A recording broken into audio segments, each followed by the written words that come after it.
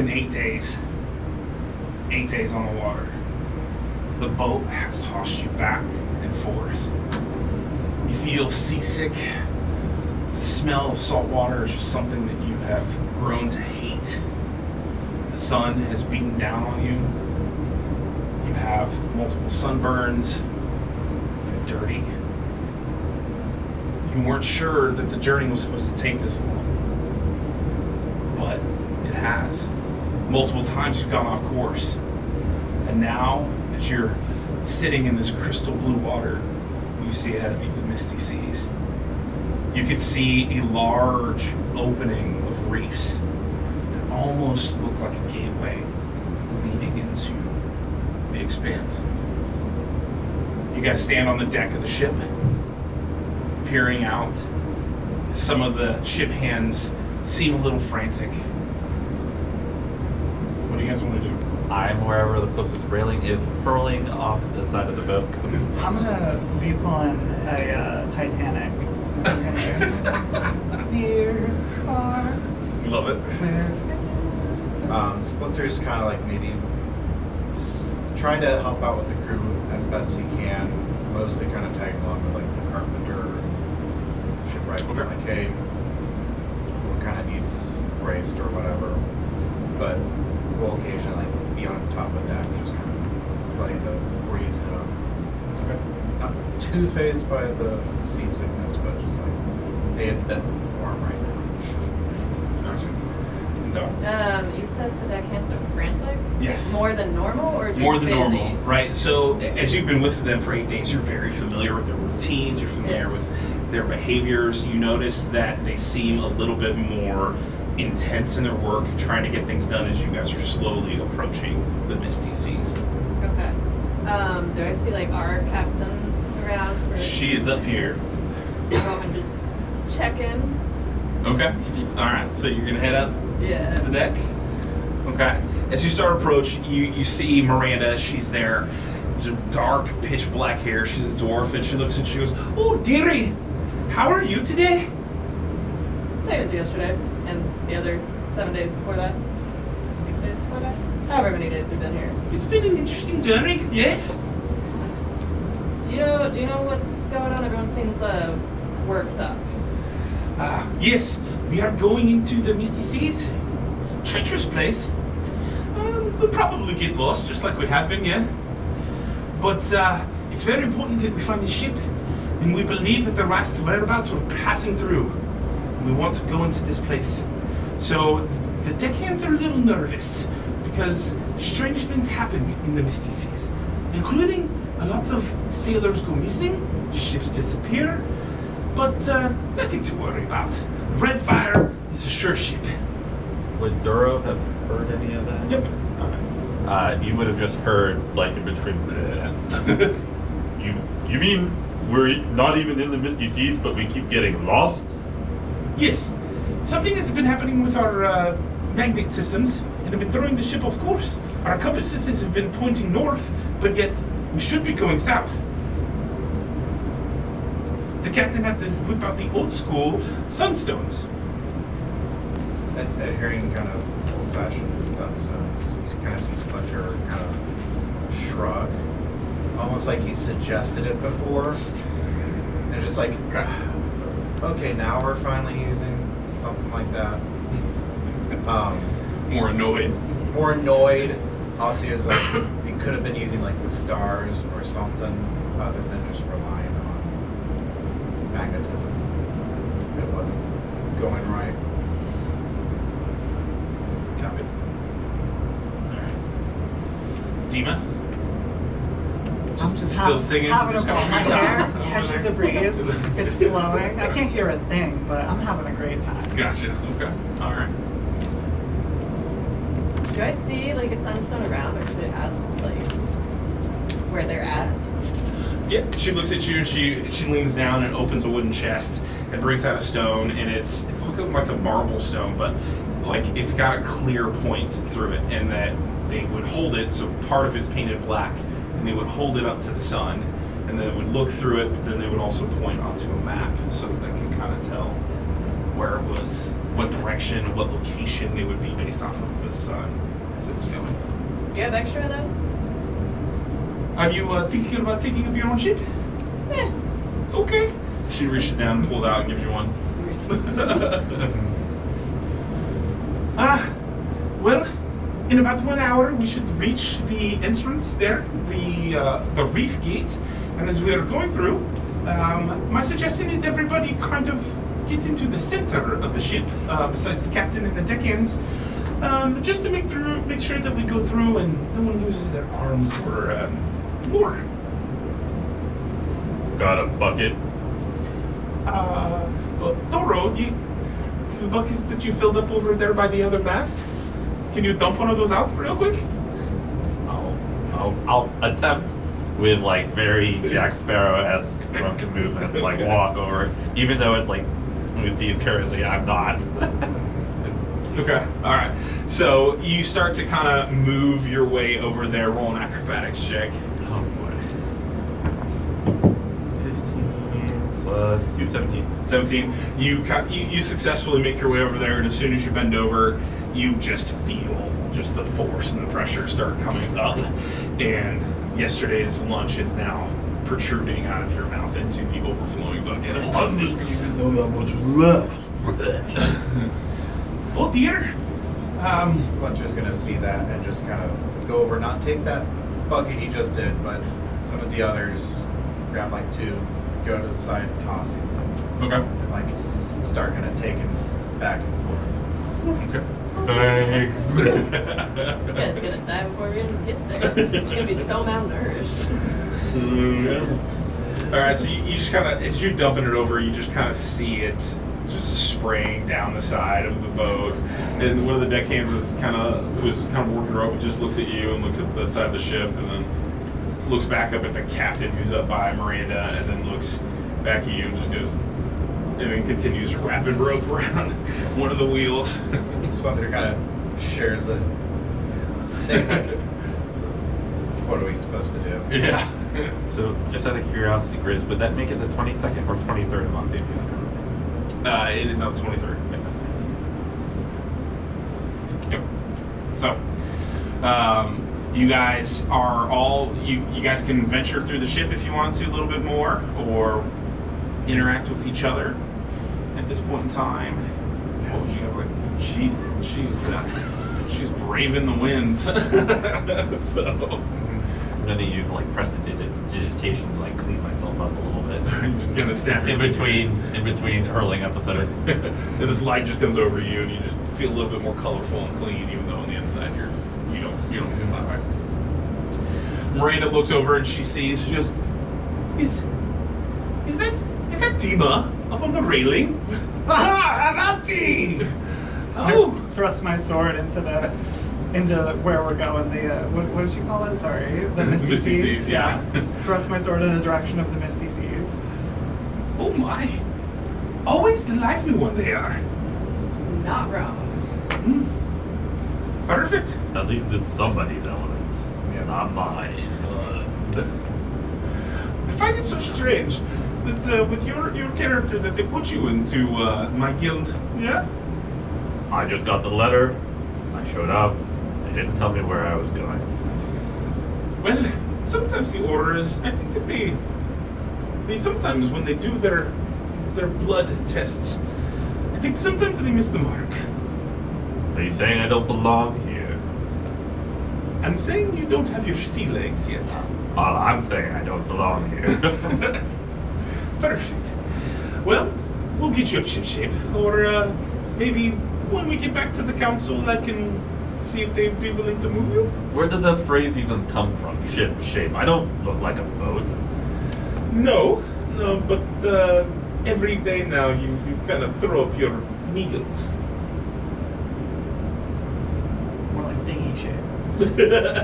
So, and you don't really hold well to the seas. No. Never been on a boat before. Wagons, carts. Ah, I see. Well, unfortunately, this journey will probably take us about 3 months.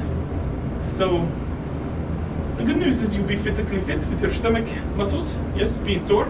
So that Splinter's gonna have already eyed the most kind of senior sailor besides the captain, and he's just gonna like go up to them, kind of. What do you know about what's going on around here? And what do you think is gonna happen when we get past? His name is Edwin. He's a really burly human, bald, has a scar right across the top of his forehead, long beard, right, and just kind of just looks like his life is the sea, and he's by the aft mast. And as you approach him, he looks at you and goes, "Oh, Splinter, how are you today?" Well, I can't say I've done bad as that fellow over there, but it's not too bad. It ain't the worst seas I've seen so far. But I haven't ventured past this opening here. I was wondering if you could enlighten me as what's happening beyond. What do you want to know? Well, it seems like the captain's really worried about us losing stuff, but it seems pretty wide open here. That's just Miranda. She's typically always worrisome, especially because you guys are brand new initiates. You're not even graduated from your training courses yet. Well, some of us have been around ships a little bit longer than others, so. I mean, you like Dima? I've worked on a fair few ships myself, so I've seen stuff coming in and out before, or done some test stuff, but haven't been on much longer voyages myself. Gotcha. Well, this is always a joy. Every time there's a new troop from the Soulther Guild, it's always fun and watch them puke. Although I've never seen one puke as much as that fella. Yeah, we'll see if we have to do something about that. He ain't gonna survive much longer, puking as much as he has. Tis true. A lot of men of art are kind of wondering if it's like bad luck because he's not a seafaring person. It's kind of weird, but we've had worse, I guess. No, we haven't. Yeah, I would imagine he's pretty special. And not the kind, right, special, you know what I mean. Well, this is what I will tell you about the Misty Seas. They haven't been the same since the end of the Eternity Wars. They've been overcast for almost 2,000 years. What I will tell you is after the Ancient Ones battle with the Leviathan and put him down deep into the ocean, it was like some sort of endless steam is coming from the center of what is now called the Crescent Moon Islands. I believe your lost ship is there. That's where I'm trying to guide, me and the captain are trying to guide this crew to. But there are some normal horrors like giant sharks, squids, that kind of stuff. And there are things that could fly on the ship and take you off. I'll have to keep that wise eye out for those things. I don't want them taking him off. I mean, don't want his puke splattering all over us. Just keep it contained right over there. Yeah, we might have to put him in the quarters because we tend to run silent. It's best because the fog gets dense enough that you can't see very far. Yeah, I've heard some sailors come back and say they've always sensed that there was something watching once they passed into Misty Seas. It's true. It's true. How do you think I got this? Right across the brow. Well, knowing you, it was either a fantastic fight or it was something really stupid that you can say was a fantastic fight. I got knocked unconscious first blow. Not even sure what it was. Woke up, half the crew was dead. And the second year generation Soulther Guild, 2 of them had died. So I can't say that it was a good fight. Well, it was memorable, even though you can't remember it. True. How many hours have it been since our last meal? About 3. About Unfortunately, that would be why I'm very seasick at this moment in time. How close are we getting to the Misty Sea? So at this point in time, you're about maybe 2 leagues off.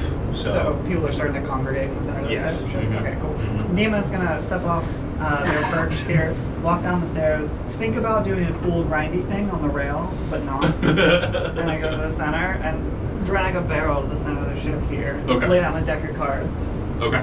So you sit down. Immediately, one deckhand joins you and sits down with you. We played 3, ain't he? Yeah, I've only lost 3-2 so far. All right. Sounds great. Who else is playing? Anything to take my mind off my stomach. I will only go down there once Dora is done puking. Not I doing have a it. bucket next to me. I am bringing it just in case. Nancy. Splinter's gonna see him bring 1 bucket and gonna place the other 2 he carried. No one on this ship sailors, y'all really don't have anything for this man to make him stop puking. Someone, please. T, you've been on ships. Got nothing? Laudanum? Well, nothing quite yet. He needs to earn his sea legs, which means his body needs to get used to it. Or, It's so gross. I get it. Try being me. I get it. Well, all right. Everyone, and then all of a sudden you hear from the crow's nest a whistle just belt out across saying, and then you hear the guy from the crow's nest point, "Gateway approaching!" So as soon as you guys, everybody starts to gather down into the center, except for the captain stays up steering. Just like that. Captain stayed up steering up there, and then the crew hands are all like everybody's quiet, and you all of a sudden you see multiple of them just pull out weapons, and then they're holding the ropes, but they're also holding their weapons at the same time. So weapons are drawn, and they're just all really low. As you guys start going and start approaching this reef forming over the top, like an archway, you notice immediately, hanging from the center, are 6 bodies of sailors prior, all hanging by their necks. Who are they? I would imagine people that did not survive or respect the people of the Crescent Islands. How did they get up there? They have their ways. When we do approach the Crescent Islands, initiates, just know, she's staring up, just know that it's very important that you let me lead, yes? She looks down at all of you. Right? Let me speak to the inhabitants of the islands. I'm well versed in this, and you being initiates, you may not be in. I'm afraid you might throw a bomb on you, which is a very big insult. As you wish. I do wonder, do you recognize any of these bodies just as a second glance? Don't want to pay too much attention to this Grizzly facade. She kind of takes a brief look again, but looks down and she says that they're all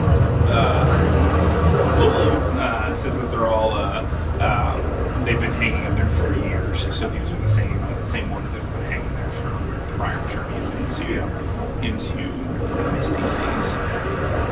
As you guys start to approach and the ship starts to slowly make its way in, everything falls silent. Everything is calm, except for the winds and the waves of the ocean.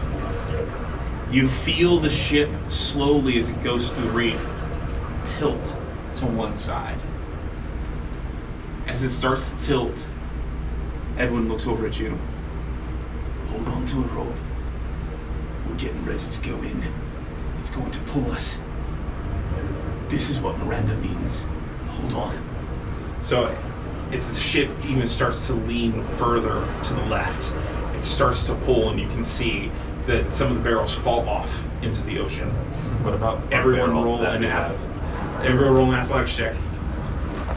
Nat 20. Look at you. Easy. Not even a rope. First fortune card of the night. Dirty 20. Dirty 20 for you? Okay. Alright. right. 12 for me. 12 for you. You got a nat 1? Wow. Great start. Yikes. Wow. First fake card of the night, too. Yikes. He didn't hand it back to me. Okay. This card may be played against you by the GM at any time for the following effect. Reroll a skill or attack roll. It's not that bad. Oh, there's some way worse ones in there. Yeah, all right, so as you guys all start, you grab hold, Doro, you grab hold, and you notice as Dawn is standing behind you, she slips on a piece of your puke and starts to slide down towards the left-hand side, towards the railing. With my nat 20, can I like attempt to catch? Absolutely. Awesome. Cool. Absolutely. So roll a dexterity check at advantage. Okay. 11 plus 15 first one, and 22 is the All right. So she starts to slip, and you let go of the barrel of your game, taking your cards off deck, and you grab Dawn immediately. Just grab her by her hand, and your feet are maybe dangling, maybe like 12 inches over the side. You are now have throw up down the front of your shirt. Duro, you're hanging on to one of the ropes, and you're just looking like, It's your fault. your fault. This is bad. I'm gonna pull him back up. Okay. Do like a little pirouette thing. Spin her around. I'm gonna be like, try, like, let me just clean that off. The ship leans back slowly, and you guys are at rest again. Edwin walks up, and you can see that they all kind of sheathe their weapons again, and they walk up. First part's done. Now the long journey. It's going to take 2 days for us to see the Crescent Mountains from here. But we have to be very quiet. So no songs on deck, no lights. Just the compass. I know, Gamer, I'm sorry. Alright. So he goes back and he starts tightening things down. Miranda walks up and goes, "Everyone okay? Maybe you would like to go to your quarters and clean up." I don't have to touch you to clean that up. Okay, fine. Okay. You're still on thin ice. Why would one be on thin ice? Oh boy. Just walk away a little. Sounds dangerous. So are you going to go to your quarters then? Yeah. Okay. All right, so you make your way to your quarters Sad. that way. We're going to take you off deck. All right, so you head to your quarters. The three of you stand in there. Miranda walks over to Edwin, and you can kind of see that they're kind of having a little bit of a tense conversation a little bit. And Edwin points up to the captain. And Miranda just kind of waves him off a little bit and then starts heading up that way towards the captain. What do you guys want to do? You're gonna see Doro just writing in a notebook, thinking quietly coming to himself. Taking kind of some of the advice of just like maybe running quiet or something. Splinter's gonna try and clean up whatever throatness was there, and maybe like, hey, if there's things that could come in, cleaning something like this might reduce the attractiveness of something coming to the ship. Just trying to feel like he's being useful. Okay. Edwin walks over and hands you a mop. Have fun. As always. Alright, so you start over, you can start mopping up. You just see Doro leaning up against one of the masts, just kind of writing in his book, looking around, and Dima's over there upset because she's missing some cards. Yeah. Again. About 20 minutes pass, and Dawn comes out, clean and dressed for the day, better. You notice that the fog is thick. You can barely see over the sides of the ship. You know that you're floating on water, but you have no idea how far down the water is. or even where the ship was at. You notice that the sails on the ship slowly turn back and forth as if someone is guiding them directly to move the ship in and around. You can see the captain is very intent as he is spinning the wheel, and he keeps bringing up this medallion from his chest, looks at the medallion, looks at the sky, puts it back into his shirt, and then goes back to spinning. So we're not underneath the coral arch anymore? No. Okay, cool. It was just like a gateway. Yes, it was just the gateway. I'd say probably after Splinter's done, find a place where Mom goes, puts it back. It's gonna probably go up to our captain, just in various chunks. So, what was that with you and captain of the ship? Very observant. Splinter, I have a disagreement of which direction we should go. He believes that we should go south, which takes us too close to the shores of Isol. I know that we dropped a guild off on the northern shores of Isol 4 days ago, but where the Misty Sea joins with Isol is known as the Black Desert. This is not good. More horrors come out of there than anything. However, the captain believes that this is the shortest and quickest way, and that we have come in undetected. I believe that we should have gone north, where the fogs were thinner and more easy to see. But nevertheless, I am not the captain of the ship, just the captain of this guild. So, you see my troubles. Yes. Is there anything at least I should keep an eye out for as we go south? Just as training, perhaps. Unfortunately, I did not have much training for you in this dense of a fog, other than keep your head on a swivel and your ears and eyes open. For if something is to come to attack us, it will super quickly. And from the judgment of how the gray is turning darker, I would say the sun is starting to set. I've got a question for the guy that he's talking to. I'm gonna walk up and say, like, so how's the fishing? Here? Yeah. Most nets, well, the Misty Seas are known for their monstrosities below than they are for their reef-like fishing. However, in the Crescent Moon Isles, there's lush, edible fish life. No fishing here. I wouldn't suggest it, Dina. You might get pulled overboard. You might. Or might not. I mean, that seems like a challenge. If the problem is, if you get pulled overboard, we might not be able to find you. Risky challenge. Yes, but it wouldn't be very flashy. Now that's not very you, would it? 8 days? You read me that easily in 8 days? Well, you guys been together for 7 weeks prior, Wow. so yeah. So, all right. Don, what do you want to do? Well, I would just like to know first, because Dawn's hair is fire.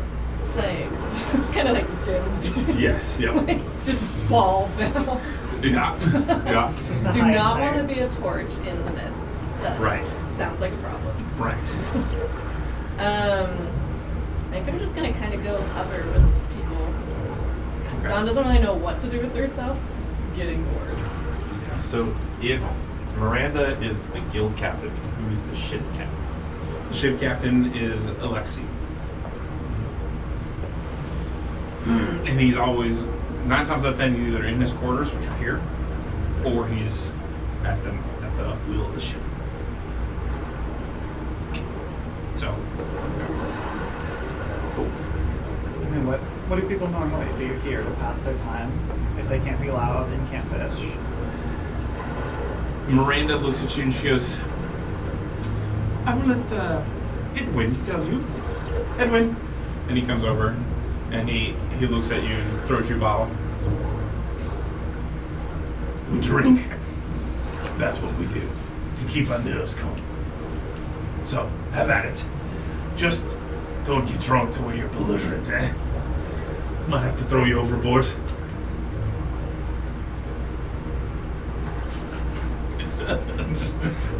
Challenges constantly, I know. In about 1 hour, most of the crew and you will all go back to your quarters. And then once we are done, batten down, there will be 3 men up above for the ship. We will rest. Yes? Splinter's gonna go over to the correct table again. Well, if you can't play cards up here, you'll probably find some bad downstairs. Play a light game. This strikes anyone's fancy. I think Don't our have any deck changes. is missing a few cards now. Maybe we should play some dice. The dice make a little bit more noise than cards.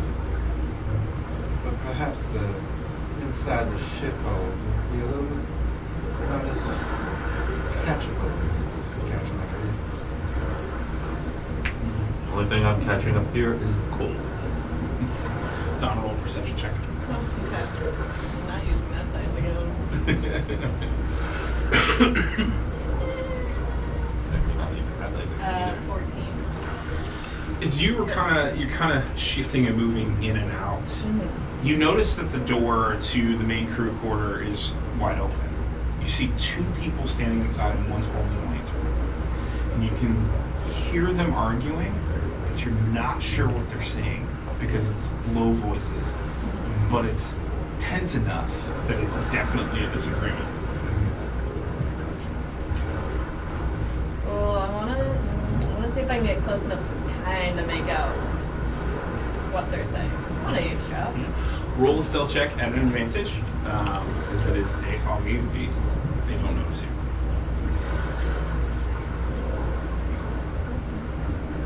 17. 17. All right. So you make your way over to the side of the stairs and you just kind of lean in. And you hear 2 people, these 2 men that are talking. And one of them says to them, you should not have left that at the docks. This is the prime time that we need this. It's very important to this mission. I am telling you. I didn't need to leave it. It was there.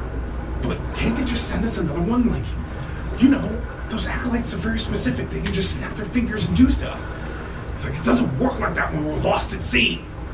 And then they stop and one storms off and the other one comes walking out the door. I want to grab his arm. Just Okay. gotta stop and say, what got left?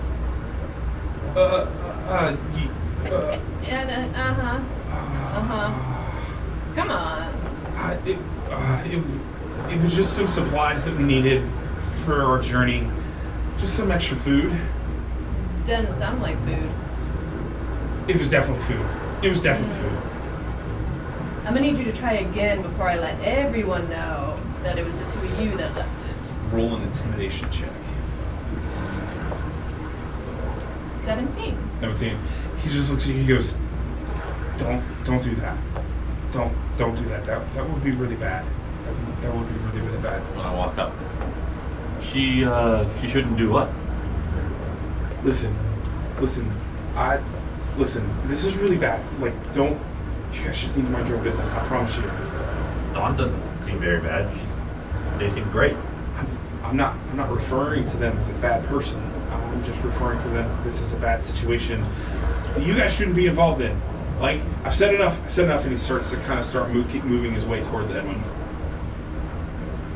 which is over here. Not my turn. Seeing that Splinter's gonna kind of angle himself so he can still hear Edwin, but he's like doing his own stuff. Okay. I was just like, hey, not blending in with the crew, but trying to help out where you can. It just happens that he's nearby. Is anybody in this crow's nest? No. One of the crew? They're in this one. Cool. Can I get into it? Yeah. Roll an athletics check for your climb. I'm just gonna climb up. Yeah. A 10. 10. You get up. Jeez. So you climb your way up, and you get there, and you're sitting high and tight. So it is like you can't see the deck below. Like the only thing that you can see is the mast that is there, and then the mast that is above you. But you can't see anything else. It's really cool. When I climb down and all the crew are gonna be dead and gone, I'm just gonna be on the boat by myself now. I've seen this. I've seen this play before. I've seen this movie. I'm gonna look at Dawn and go, I've been on journeys before. Normally people are just frustrated when there's constant delays and issues, but I've never seen people worried and fearful. I wonder what's going on. I don't know, but whatever they left at the docks sounds important for the mission. You wanna follow that guy? I'll go hunt down this other guy he was talking to. Yeah, I Looks like Splinter's kind of got him too, but cage him in. I want to know. I can try. I want him to show me. I want to know. I'm kind of like head in and see if I can follow that guy. All right, Doro, you're kind of following behind this, and he kind of keeps looking back at you, and you can see he's kind of getting irritated a little bit, and he walks up to Edwin, and he stops and goes, Edwin, I'm not feeling too well. Is it all right if I go below deck? And Edwin goes, you know you can't do that. You gotta stay up here. We have very important things to finish. Besides, grub will be ready here in about 15 minutes. Okay, and he goes back over to the back mast and starts tying ropes up. Edwin, what's his name? Aaron? Aaron.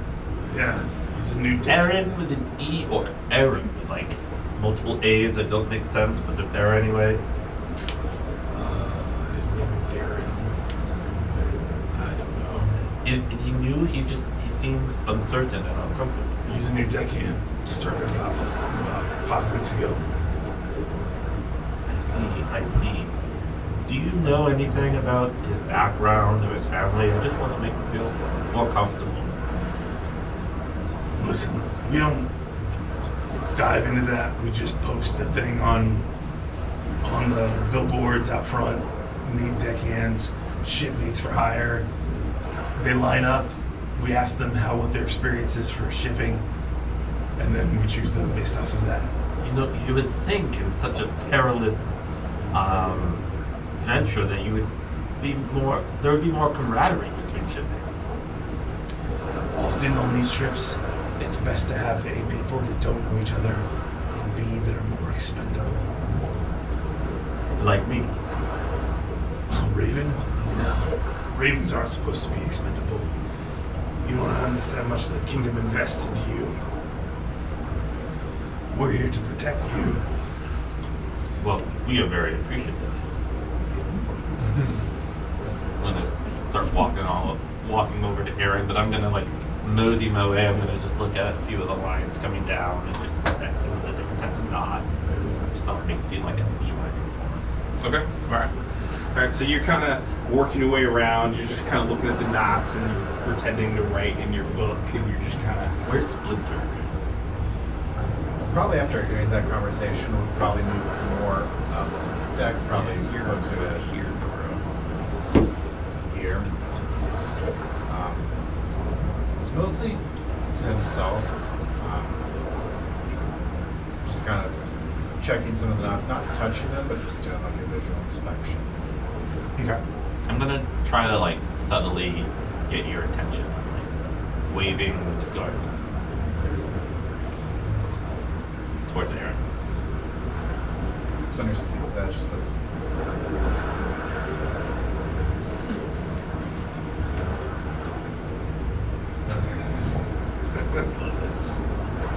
Splinter starts shimming like a fish. Oh man. Don't be suspicious. Don't be suspicious. Oh man. And Splinter just walks over and goes, what do you want?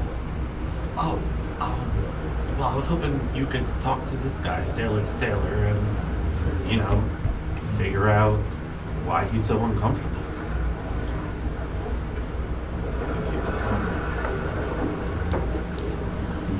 I can definitely try, but I found in my experience, if they're not immediately amenable to conversation, they tend to clam up, and it's a bit harder to figure out stuff. Well, you don't have to do it alone. I can be very persuasive.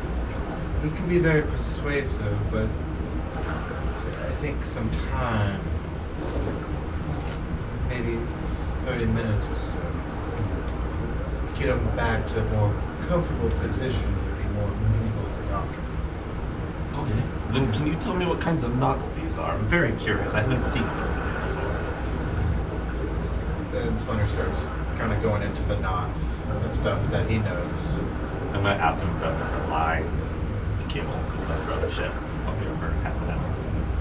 Okay. All right. And Splinter has like some rope, and he like pulls it out and kind of shows how that knot comes together. It's like you can see here, what if you pull it this way and this way, you see how quickly it comes apart. And that stuff.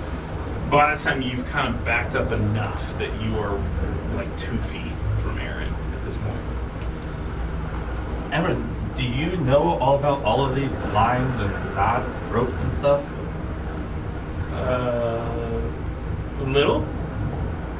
It's very impressive. I don't know how you keep it all straight. I mean, they're knots. They're not supposed to be straight.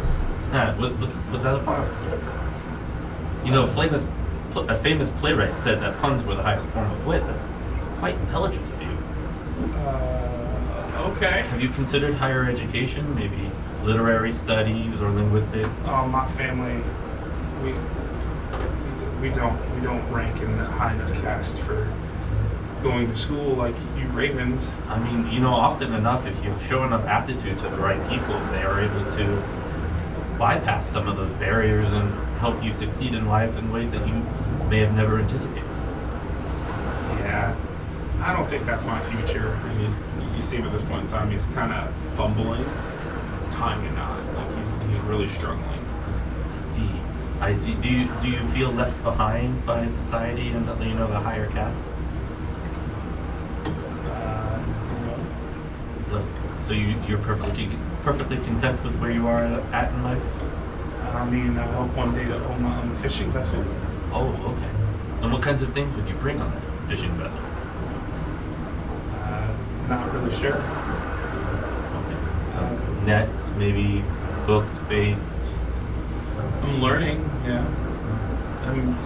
Me and my brother, and he kind of starts messing because me and my brother, we used to fish down by the little creek of our village in Lear, and we catch some catfish. And some, What's your brother's name?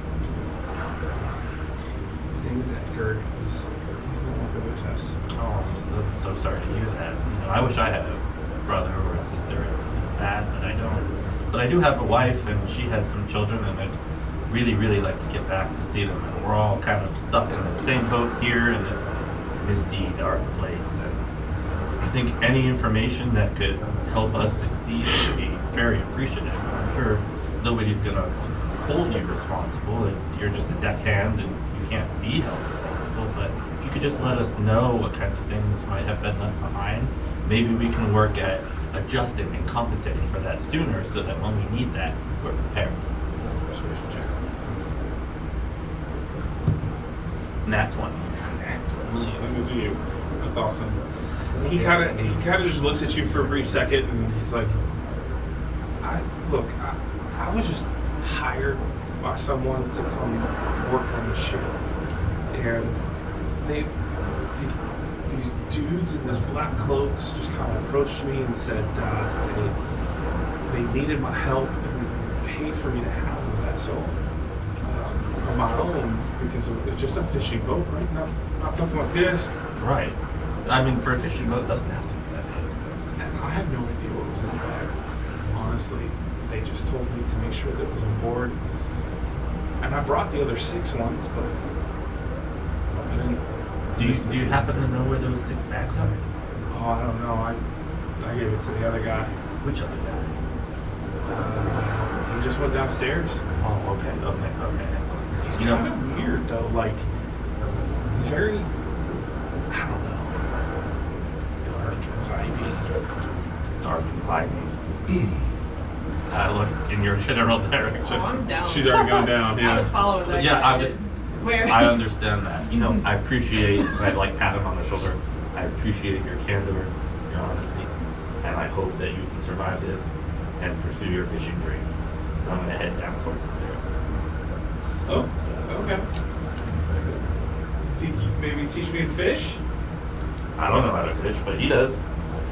Oh. I'm afraid I'm not. I know boats a little bit more than I know about fishing. Okay. Yeah. Alright, so you break away and you start heading down that way, Star Wars scroll. Alright, so you make your way down and you notice that he goes all the way down to the second floor right before the bottom. And as you're kind of creeping behind him, you notice that he goes into the storage area. And to your recollection, being on the ship, you know that the storage area is locked. So it's already taking off red flags to you. So you see him go behind a large stack of tied together rope crates that all have one specific label on top of it, and he's gone back around behind it.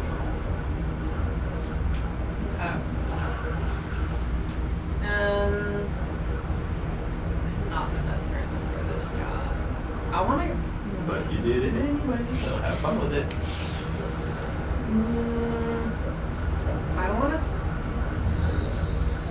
I want to start heading back up.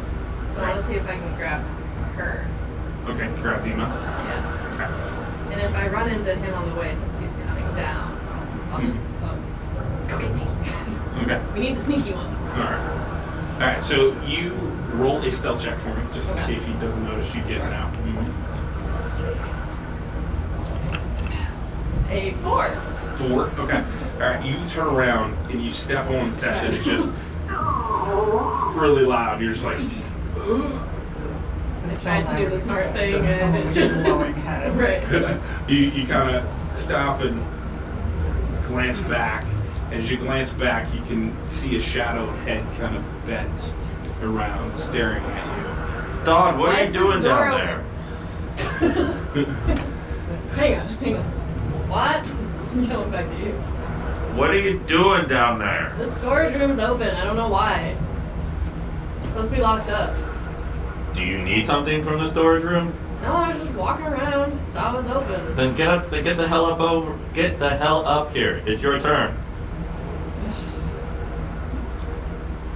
Fine. Okay. Turn around. Slowly walk that way. All right, Kind of so- like look at the guy back in there. So you turn back around and you notice that they're gone. Like you can't see anything now at this point. So you're just gonna book it up the stairs? Yeah, I'll just at least go over to where Doro is. All right. So you make it up one floor, and Doro's on the staircase, and he kind of looks like it was like I had to get down there. So like he's coming up to you pretty quickly. So what was that about? You blowing my cover, man. You suddenly blew your own cover. It's not the I was gonna go back and get Dee, so she could be all sneaky, figure out what's something weird's going on. You know, when she's not trying to be flashy, she's very good at being sneaky. We should go get her. Well, it's too late now. The guy's gone. Where did he go? We're on a boat. I don't know. There was a stack of barrels. He went behind the barrels. He heard me. We made awkward eye contact. I turned around to yell back at you. Turned back around. He's gone. So, I don't know, but I don't trust it. They're bringing things onto the ship. Won't tell us what. Now this guy's all weird, No, vanishing. I talked to that other guy. Yes, so did I. Yeah, well, he said some guys paid him like a lot of money, like enough to get his own boat, to bring 7 dark cloth bags or whatever onto the boat. He only brought 6, and now they're pissed. He told you more than he told me. Okay.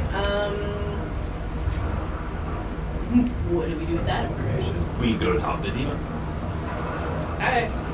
While they're having this conversation, Demon's gonna work their way down the rope ladder. Okay. And then, like, when it's, like, barely visible to the deck, because, like, I imagine their voices are still carrying up, Yes. even though I can't see. Yeah. Very loud. So I'm gonna, like, hook my legs through and, like, hang upside down and, like, burst my way through the rest of the fog upside down and be like, do you really think I'm flashy? Nice of you to drop in. Thank you. Well, there. Splinter's just in the background that saw the conversation and it dropped down. You just see like, Zima kind of hanging like a bat, like. and just does another shrug, like, what am I supposed to do with these people? We were told to be quiet. Weird things happening. People smuggling black suspicious bags on board and getting paid way too much money for it and then vanishing into thin air. Kinda think maybe we should tell Miranda. Are they hiring? I don't know, but I don't like that it's on our ship here and they aren't telling anyone about it. I mean, I'm sure that you can apply for the job after. You know, if we were to go to Miranda with just hearsay that this guy said this to this guy, I don't think that would be very convincing. Maybe if we were to go get some of the evidence, then we could approach the captain. Okay, but here's the thing is I kind of tipped him off, Mystery Man. So So how about we do this? Part of us goes get the captain, parts of us go down and sees what's happening below. Or we could just pair up and all go below, and two go on one side, two go on the other side, and we gradually work our way from front to back till we find the guy who seemingly disappeared. He couldn't have gone far, it's a boat. Tell you what, stone parchment shears, you win, we'll go get the captain. I win, we all go below. Deal? Fine by me. seems like a horrible Stone decision. parchment shears. That's a Alright, three. that's cool. You Stone parchment shears. Never been very good at this. I don't know why I suggested this idea. I should have bet. I'll be real quick. You go on ahead. And he's gonna kind of briskly, but as quietly as he can, get up to the. Did he just say you girls go on ahead? My boots are stuck. Could you help? Your boots are stuck? She's hanging upside down. I'll like reach for your hand, so like Dora, get her feet, get their feet out, get their feet. I pull out a dagger and just like cut, but I'm not like holding her legs up, so when one rope cuts, it just goes. Alright, so roll a dexterity check. Can we do acrobatics to do Yes. like a cool Absolutely. flip instead? Absolutely. That one really. That's one. No. Full roll, too. You can't play A by 7, and then is it where you're playing nat ones automatically fail skill checks or?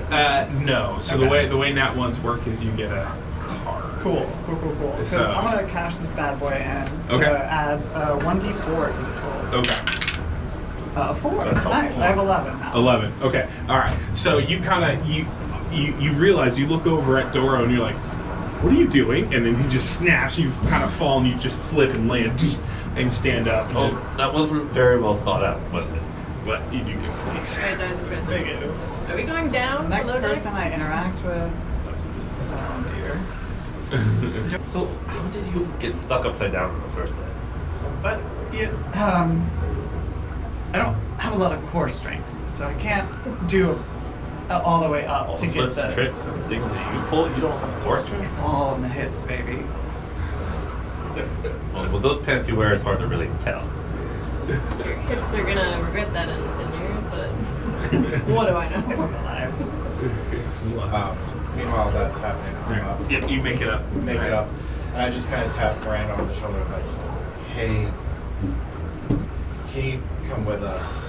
Like, can we'd all like to talk with you real briefly." She turns on, looks at you, and she's smoking a pipe, and she just pulls it out, and she blows a little bit, and it just smells like cinnamon sugar that kind of hits your face, and she goes, "Is everything okay, Lev?" The rest of the group's feeling a little bit anxious, and I really think it'd be really prudent of maybe you or us for us to maybe have a meeting of like get the morale up of the Raven. docks. Just the Oh, five dearie. of us. Yeah. Is Dora depressed because he keeps throwing up? No, I mean maybe a little, but I think some inspirational words from you will really, at least for the next half day, maybe get his spirits up a little bit. Yeah, I could do this. Yes. She looks over at the captain. She goes, Alexi, I'll be right back. Don't do anything crazy without me. And the captain turns to you. You notice he has a huge scar, and his right eye is made of pure crystal. And he just looks over, and he's mangled teeth, like he's definitely sea weathered. And he looks at it and just looks at his eye, and then goes back to grabbing the wheel. Very like stoic, no emotions, just kind of staring. And so you guys fall back down to deck. I'm just kind of bring her kind of with me to get to the group. Okay. And kind of slowly catch her up to like what we've heard a little bit, but like, hey, we saw something we'd like to talk about a little bit more. Okay. Suspicious. She walks over to Dora and puts her hand on her shoulder. Dora, I hear you're a little down? Or you No. can't keep anything down? Wouldn't it be? Yeah. Dora. Yeah. Well, after I threw up the last of what I ate, I don't have anything else to throw up. So I'm actually fine with the situation. But we do have something else we want to talk to you about. Okay. There is some sketchy-ish going on here. What do you mean? Well, why don't you start, and then we'll fill in the details. Well, I was wandering, eavesdropping. There were- Stealthily, might I add. So stealthy, always. Yeah. There were two people talking. Essentially they were talking about like they were missing, they'd forgotten something on the docks. They were super concerned about it, said it was real bad, gonna affect the mission. I asked what it was. They were very dodgy.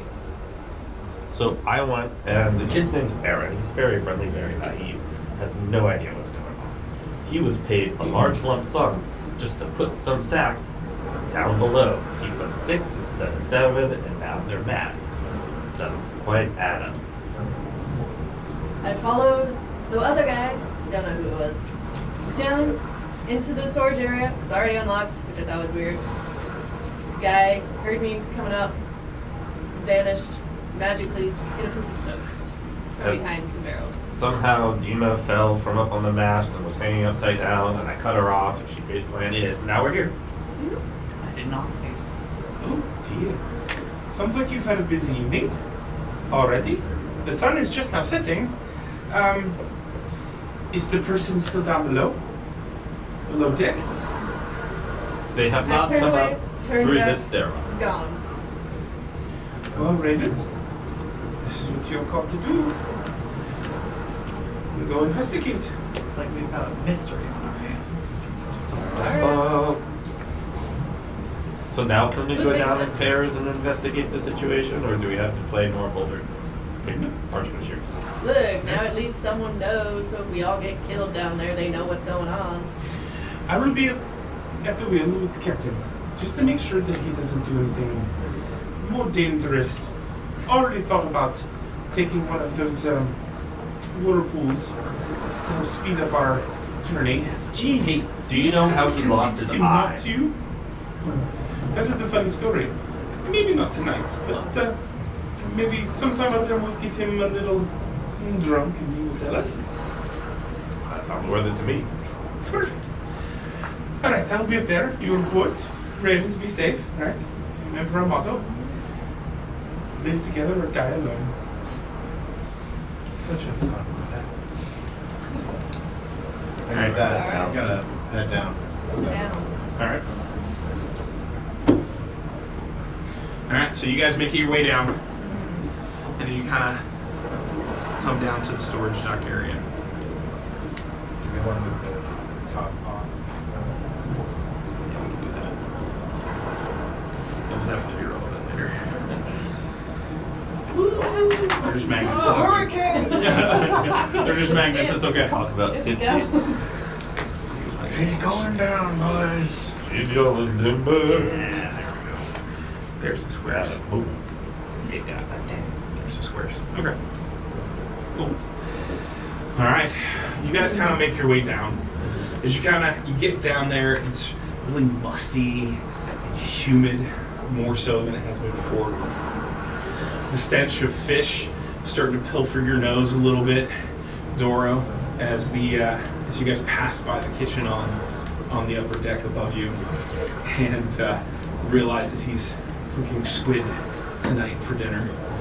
That's gonna be really weird when I throw up those tentacles.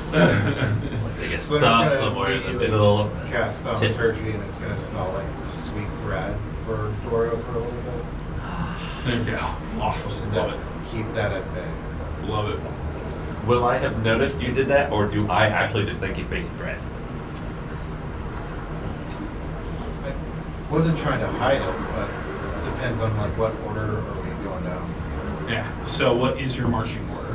Who's in front? Who's in back? I feel like Dawn would Nominating probably be her. up front-ish, since I was already down there once. Okay. Kind of lead Alright, y'all. Dawn I first. don't know where it is Yeah. or not. Dawn. After you. Demo. Demo. We're just exploring the downstairs to figure out where the creepy dude went. Yeah. I mean, it's obvious, right? He Yeah. went all the way down. Yeah. Of course. Of course. If I was a creepy dude, that's where I That's would where have you You gone. could also yeah. stop by the storage room and look at whatever was behind the Alright. barrels and stuff. So as you guys make your way down, and so are the two groups splitting up? One's going to one side, and the other one's going to the other, or I guess staying aft together. and bow or port and starboard. So It's aft like- and bow is probably Once okay. again, just let's start at the creepiest part of the ship and make our way back. I mean, we're down below decks. This is all creepy to me. We'll go in that way, and it's gonna point the direction of the storeroom. That Towards the aft. Yeah. All right. Dawn had gone. Okay. All right. So you guys start making your way back. You see the pile of crates all there, and again, there is a symbol on all of these crates that are all the same. The crates are stacked at least 15 high, right? So where you guys are at in this deck area is 20 feet Is it tall. just like a shipping company's logo, or is it like an important symbol of like? Roll perception check. Okay.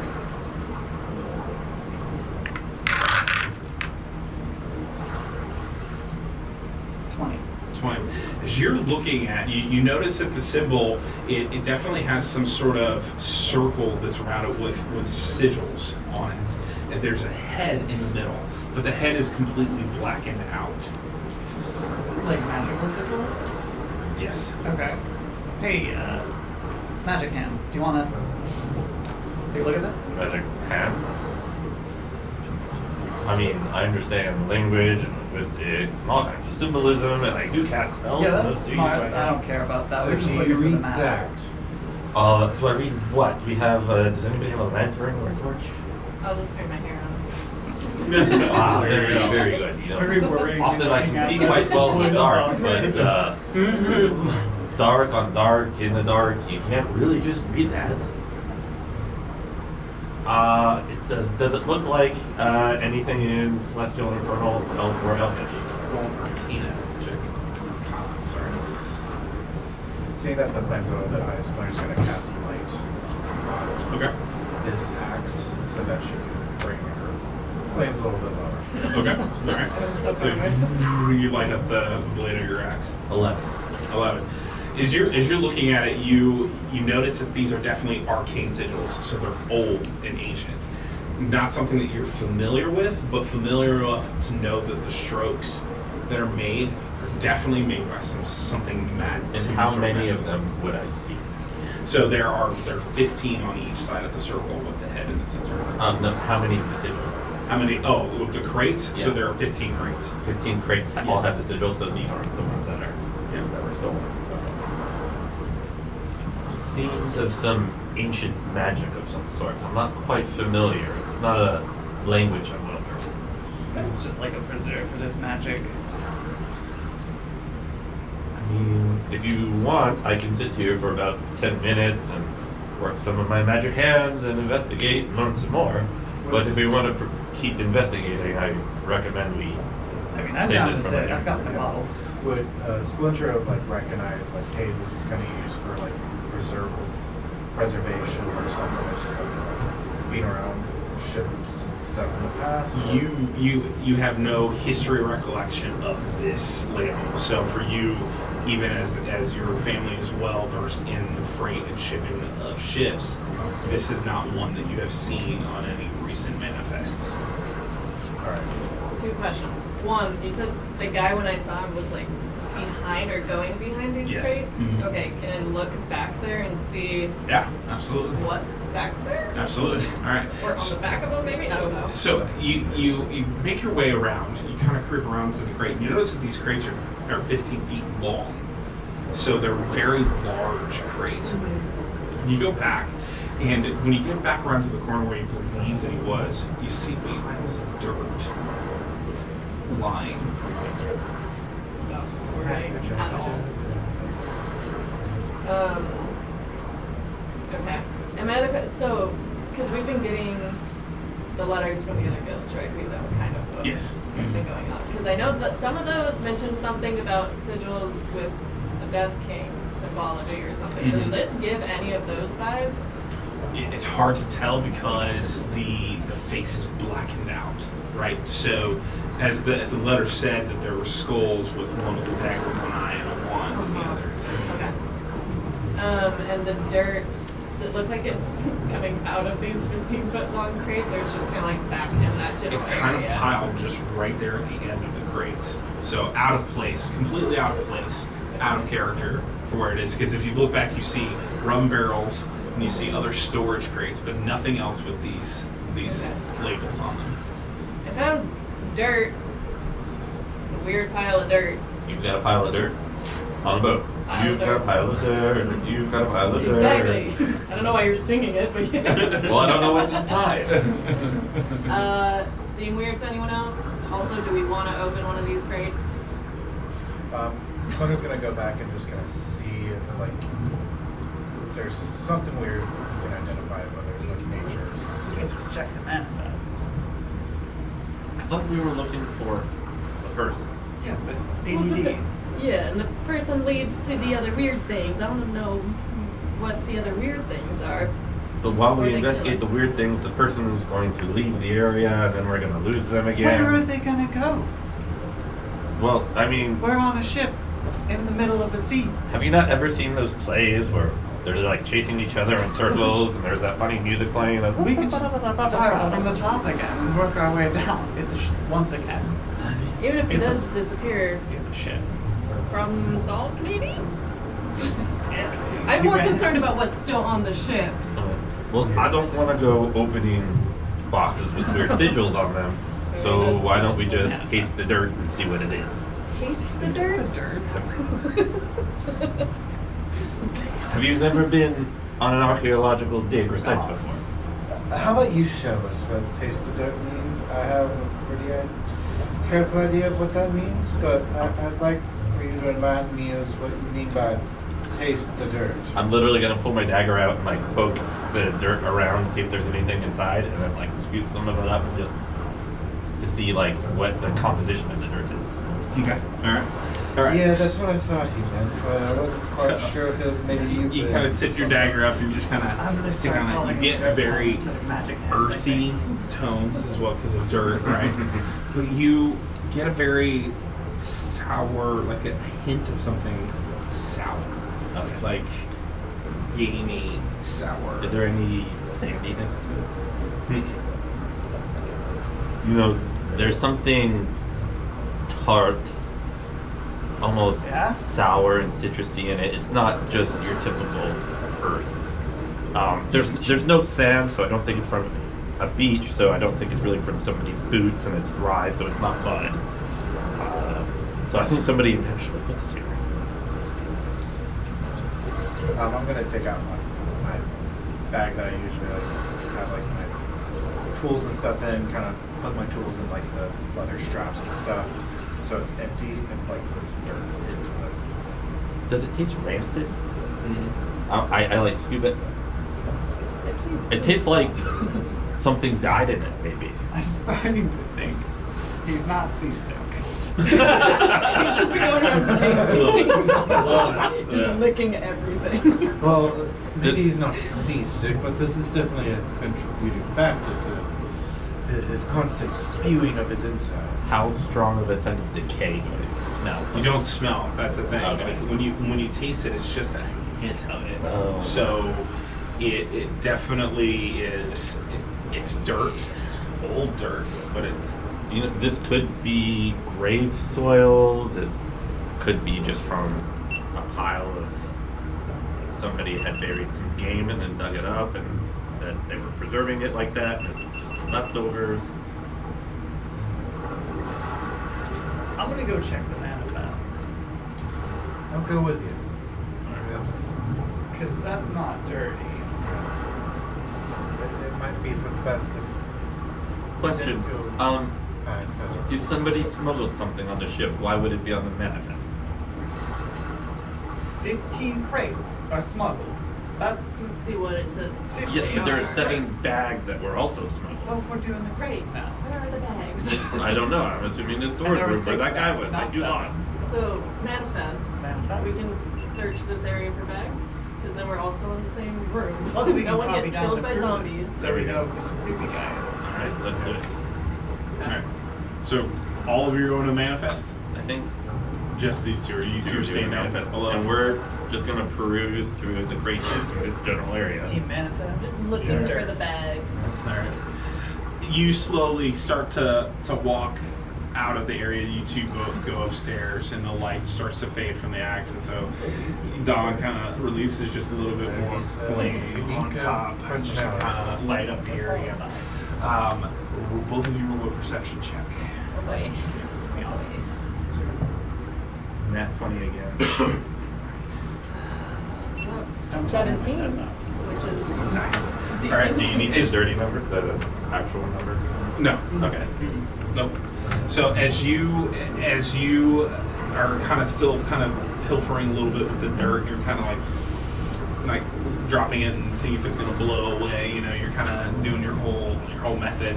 All of a sudden, you guys hear a bottle clink, clink, clink, clink, just further down this way. Did you hear that? Let's go, quickly. We don't have to be stealthy, we just have to be fast. Let's go! We're gonna die. At least we die together and not alone. There you go. So, all right. So you guys take off down, and you get down back to the back of the aft. You come across 2 of the ship hands, and they're in a romantic embrace in the back. That is not what I was expecting. I mean, Look at Doro. I'm about it. Curious if they were doing this before we came here or if they started it when they heard us. We're having this conversation while they're right there. I'm literally watching. I'm judging their technique. Maybe you should try taking off your pants first.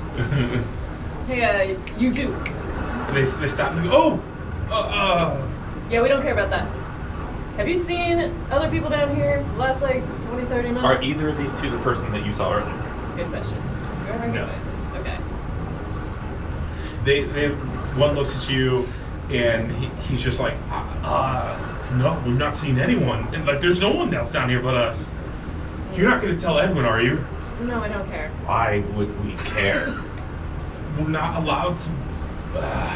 We're all potentially about to die. We might as well enjoy the moments we have with each other. Yeah, relationships are forbidden on the Red Fire. Find new shit. Have you seen other weird piles of dirt? Or other people than just The other person comes around, and they have like this turban on their head, and they're like, what are you talking about? So now there's Don't worry about it. 5 Okay. of us total right here? There's 2. No, there's Oh, 2 it's one of those hanging 2 out. guys. Yeah. They seem innocent. You know what?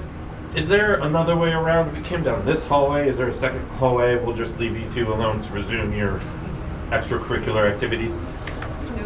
Well, we're definitely done for the night. And one guy just kind of takes off and just leaves, and the guy with the turban's like, well, You guys interrupted something great for me.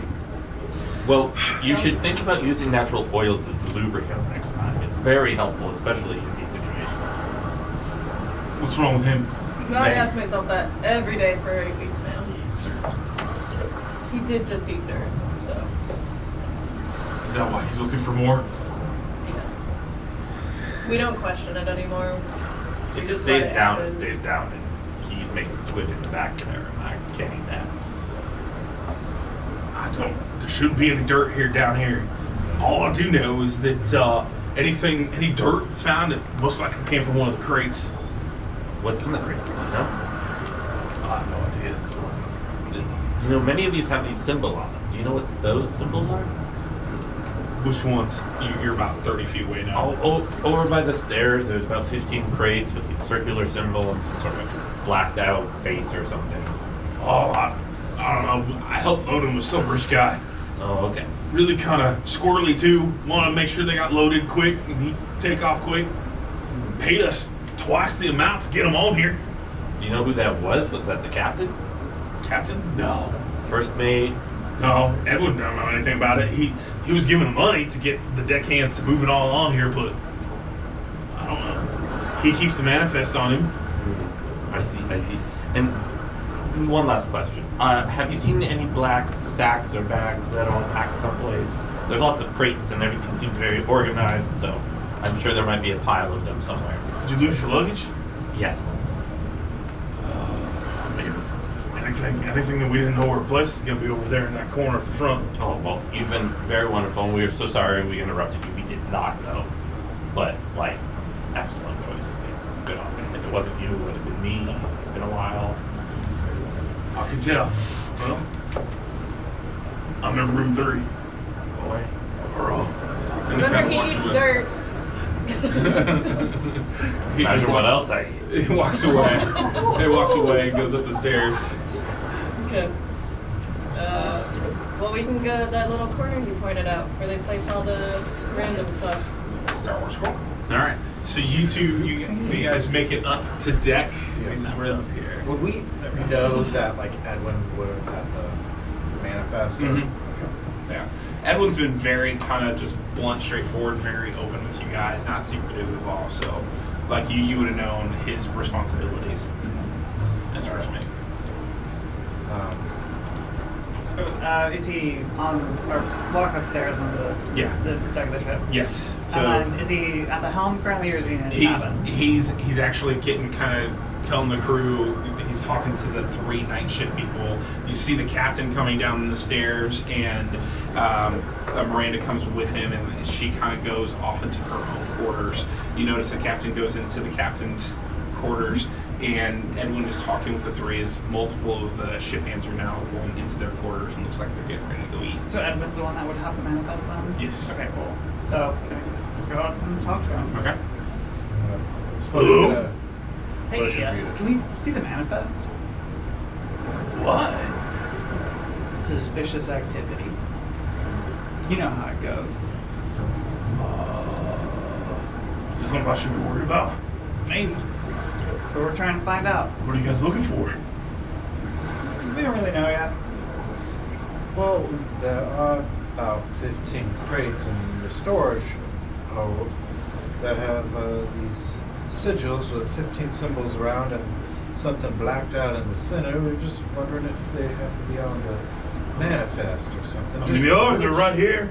And he kind of pulls it out and goes, This was paid for the Vivaldi family. It's a special delivery for supplies and needs to the Aborigines on the Crescent Moon Islands. That's perfect. I was just curious about what those were. Why would it have magical sigils on the crate? I mean, your family should know the Vivaldis. My family? Huh? Do I remember the Vivaldis? Yes, as soon as he says it to you, you're like, oh, so what you remember about the Vivaldi family is they were a well-known mage family, and they have been around forever.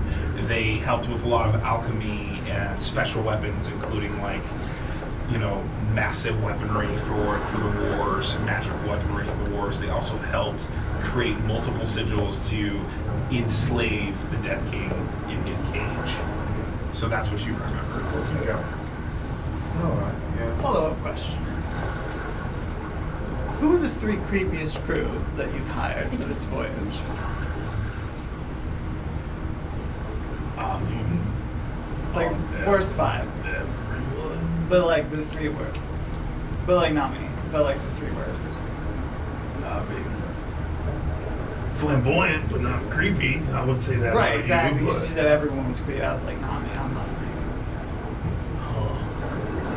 I mean, sometimes being flamboyant is creepy, so. I mean, the crew's definitely Yeah. terrified of Toro Yeah. because they're all afraid he's got the skivvies.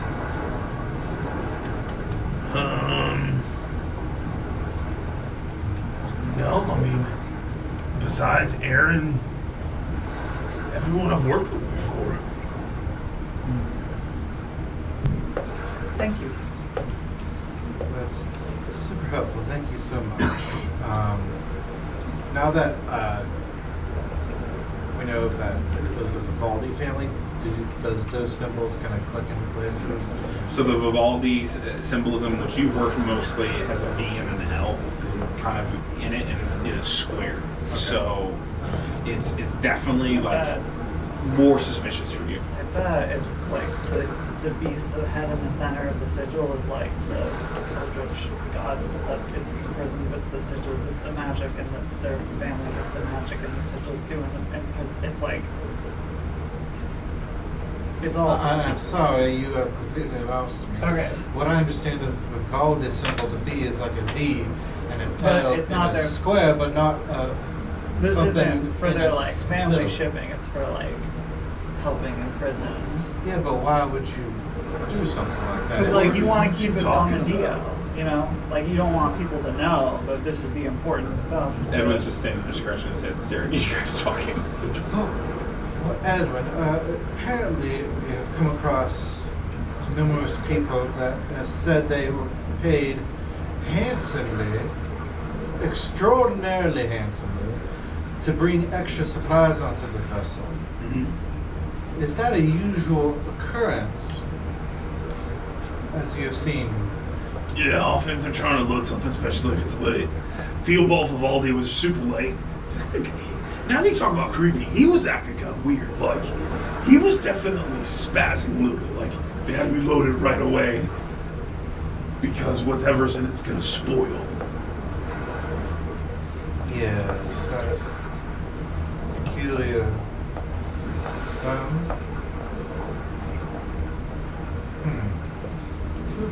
Food for thought, Edwin.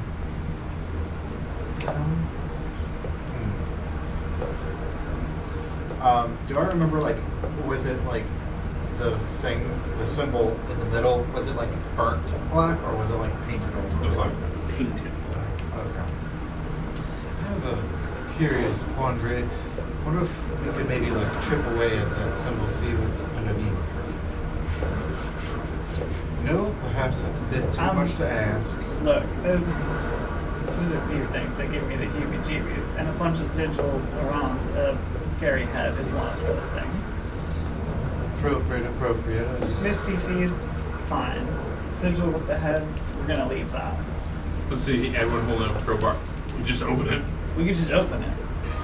That we could do. You want to come with us? Maybe we. I didn't want to. I thought there would. Would you be all right with us opening a crate below I there? mean, you don't know how many crates break Ah, on yeah. these seas. Ah. That's true, especially if a rope comes loose and it kind Rotten of topples down. Spills out all over the place. Or like an errant crowbar, like really gets in there. All right, well, the rest of them are off deck. The night watches. Let's go down below. Yeah. All right, so you guys all go down. You three get down below. Back to All right. the. So Yeah, there wasn't anything on it. yeah, let's go back to you two.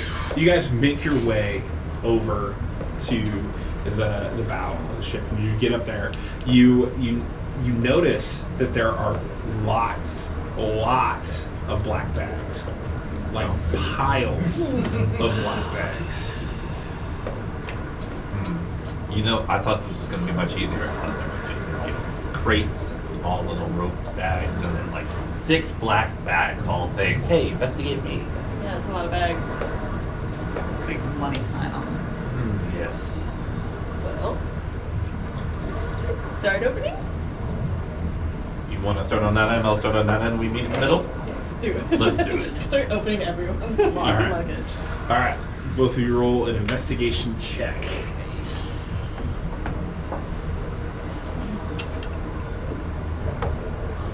17. Big 5. So, A rough night. so as you open one bag, you literally, like, a putrid, sweaty smell comes out of you, with just like a pile of dirty clothes is in one. You kind of wrap it up and throw it over to the side, and then you lean down and open up another one, and rotten vegetables, and you just kind of Toss them in the sea. Why are we storing throw it them? over there. You're digging through, and as soon as you kind of go through, you start with the first pile, and you're kind of going through the first pile, but then your intuition says Clothes. next Right. pile over, and you move over to the next pile, and immediately as you push, you notice that all of the black bags are of about 3 feet, right? But you push back a pile and you see 6 smaller bags all hidden underneath. Hey, psst, come here. Second pile. Good. What? And I like gesture in, and I try to like pull it out without like clearing the other bags around it. Am I able to move them easily, or are they pretty empty? No, they're maybe a pound each. Okay, I give it a big tug and like fall backwards inside. Trip over the back and Oh, fall it's into the light. bags. I mean, but there's like all 6. Let's see what's inside. Open it up, using her hair to like see what's inside. You can also produce flame. Just actually have it. It's very Little useful to torch have in it. around. Did you know that? Yes. Yeah, so you kind of snap your fingers and. Yeah. All right, so Little you extra. open the very first bag, and as you pull out, you're staring, and you're just at a maze at a crystal skull. Alright. No, not bad. I would like to see if I can detect any magical nature of this. I'm not trying to discern what the magical nature is. I'm trying to tell if it has one. As soon as you guess it, the bag and the skull just light up. Just light up. And I look inside the bag, and I'm sure it's like just glowing in all kinds of different colors. And I'm like, close it back up. Maybe we should look at the other ones. Come on. You open the next one. It's a ruby skull. And the next one? And the next one, gemstone. Just a regular gemstone or Skull. Oh, Yep. So I'm assuming they're all different crystal skulls. Yes. Different natures. I'm not there, but can I ask a question about how are they constructed or natural? Are they like They're tiled or definitely like definitely created. Okay. So yes. it's a cut gem? If we just toss them in the ocean. Just- Well, who knows what types of horrors that would unleash in the waters. Maybe we should Saying, it's an option. obtain these for the order so that the order can keep them safe and keep potentially dangerous people from acquiring these. These are probably some sort of like magical focus of some kind. They respond to magic in general. Alright, you're the magic guy. All right. I just know literature and history. You two come down. When Edwin turns on. Why are you going through the crew bags? So you just see like one of each of the I'm different just skulls is like- in a circle around me like with one- me in the middle just going, What's going on? you know what these are? You're the Regan. Well, I don't know what they are. And they're on your boat. And they do something cool, and I just do prestidigitation, and they all do it. Like, that's not me. They're doing that all on their own. Hey, Edwin, maybe let's refocus. Let me show you the boxes over here. I kind of want one. Why are they going through the crew bags? So I want one. we were told there was those 6 bags over there that were brought on board, and 15 boxes in the back. Looks like they have found those bags. But we're curious about the boxes in the back as well. Mind if I show you those boxes? Are you guys stealing from the crowd?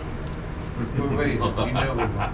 No. You guys don't have anything valuable enough. You'd be surprised what some of these pirates carry on them. Do you want the creepy, cursed, probably skull? This Yeah. one's good. This one's Just put it in the bag. So I'm gonna try and guide everyone to the Alright. boxes. These seem suspicious. Perhaps the sea was a bit rough and one of them fell over. Let's choose that one. And it's like in the middle, almost. Why? Just the easy one. It is the easy one. But there's a crate on top of it. But it's 20 feet in the air. But just choose the one right here. That's what the one I chose. Okay. He just kind of looks at you and just goes right for the one that's at head level with him and just and he hits it as he's hitting it. You two are down there, and also you just hear clang, clang, and going on. And then as soon as it snaps, more all of a sudden the end lid comes off and just dirt just piles out. We got more dirt for you to eat. Did you bring it here? I want to see how it interacts with the skull. I think we should do exactly not that. I was gonna say we should keep the skulls very far away from the weird dirt. I mean, that would be cool. I'm down for cool. Information is better than lack of information, and I'm willing to jeopardize ours and everybody else's safety to know what's going on. As long as we write it down, it's Science. science. Yes. That's it. Science. We're going to Yeah, I'll tell you what. Mm-hmm. I will use divine magic and not evil necrotic magic, and hopefully nothing bad could Wait, that's an happen. option? Why wouldn't it be? Do you not know magic at all? Not yet. Oh, well, magic has different types and natures, and you can No, study no, magic I've in been order. around. I've been around. Okay. Well, And there's- clearly. Oh, you're not talking about the crew. Oh, I'm sorry. There's 15 of these boxes that are like, I would imagine 5 by 5 by 5 by 15. So Or 5 yeah, by 5 by 5. yeah. So they're 15, yeah, 50 feet long, 5 feet wide, 5 feet deep. I'm going to take a handful of dirt. I'm going to take the skull. So you're gonna take it from the ground, or you're gonna take it from? I'm in the going to take it crate? from the crate. So you're gonna reach into the crate. I'm going to reach into the crate. Just Okay. pull out a handful of dirt. All right. So as you start to reach into the crate, you stick your hand in, and you feel something solid. There's something in here. Yeah, dirt. That's not dirt. It's harder than dirt. I'm very familiar with dirt. It's Rocks. usually a packing material. Dirt's Burying usually not a material. packing material. Wood chips, Straw. straw. I've used dirt. Self-law. Would you mind trying to pull it out there? Yeah, Well, put I'm just dirt gonna around get the it. dirt out of the way, and then we're just gonna see what happens. Does it feel like one solid thing or several things? Like, if you start moving your hand around, it feels like the top of a feels oval. Uh-oh. Hey, maybe there's another crystal skull in here, and I should start digging. All right. As soon as you start digging, you come Yeah, across, that you see makes sense. hair, and then as soon as the dirt releases and the hair falls down a little bit, you guys all of a sudden just wafted with the stench of death and decay just start to pilfer That's- the room. That's what you ate. You need to. I've ate worse. You need to go up and have another seasick episode before that turns into something bad. I mean, how do you think archaeologists determine what the bones are? Not like that. Not like that. Actually, exactly like Not that. like that. If it sticks to your tongue, it's not a human bone. As you guys talking, all of a sudden Edwin's standing back and just goes and pukes on the ground. This is your first time seeing a dead body. Well, It's first time smelling one. yeah, Edwin, how about you go get Captain Miranda, please, real quickly? Sounds good. Yeah, thank you so much. Sounds good. I would like to point out I was right about this potentially being grave dirt. That's, Oh, yeah. yeah, good The call. tasting thing works. It's weird, I know, but it works. Splinter's gonna start like casting thaumaturgy to try and mask and subdue Okay. the corpse stench. Okay. Also, dirt, skull. Yeah, put them together. See Gather what the happens. rest of the skulls while he's experimenting with the one and just like hang Okay. it from my belt or All right, so something. you kind of sprinkle the dirt over the top of the skull and nothing happens. Sacred flame. You light it on fire. Well, divine holy energy. Yeah, you just nothing. Okay. Doesn't even burn. Doesn't even burn. It stayed the same. Okay. I mean, they're just weird skulls. I'm sure somebody of not great magical type of person would love to have this and use it to Here, I channel would their love to magical have it. energy. Should we leave a note though? Sure. Like if found skulls, if you need them, come to our room so we find out. So who you're the guy is. recommending kidnapping all of the skulls? Yeah, of course. And posting notes all around the ship Yeah, saying, we have hey, them. we found your evil skulls. Uh-huh. Come to where we are Yeah. and steal them back for yourself. I mean, yeah, but minus the part where they steal them, or because we catch them. Ah, you think they're dumb enough to fall for that? But like we're better than them, Oh. so they'll try. We're hard Has that worked for you in the past? several times. Then let's do it. Let's do Somehow I it. believe you. But also, can we figure out what is in this crate underneath all the dirt? Oh, it's a dead body. Did you not see that? Besides, like, is there just one dead body? Is there other stuff in there? It's too long for just like Feel a free to body dig in unless they're if you super want. tall. No. I'm not touching this dead body. Yeah. See. Dora, go look more dirt. Well, I've already identified the dirt, but I don't mind digging it out and seeing what's inside. Yeah, go and for it. I like Carefully. pull the whole body out. Alright, use a strength check. All right, that's gonna go very Head's poorly. gonna come. I'm gonna take a big old step back. Whoa, yes. So 17, so 16. All right, so you just kind of grab, and tug a little bit, and it doesn't move, and you put one foot up on the bottom, and you start pushing with your leg and just kind of pulling. It doesn't work, so you finally get both feet up, so you're literally suspended on the bottom, and you just yank, and finally the top half of the body Only comes the out. top half. So you flop down, you hit on the ground onto your back. The torso's laying on top of you, and you just feel your legs are wet. You guys notice that there's like black, decaying ooze from the calculated blood and stuff like that. My, you just lost a lot of weight, now didn't you? So, Oh boy, that's quite a quandary there. roll a perception check, you three.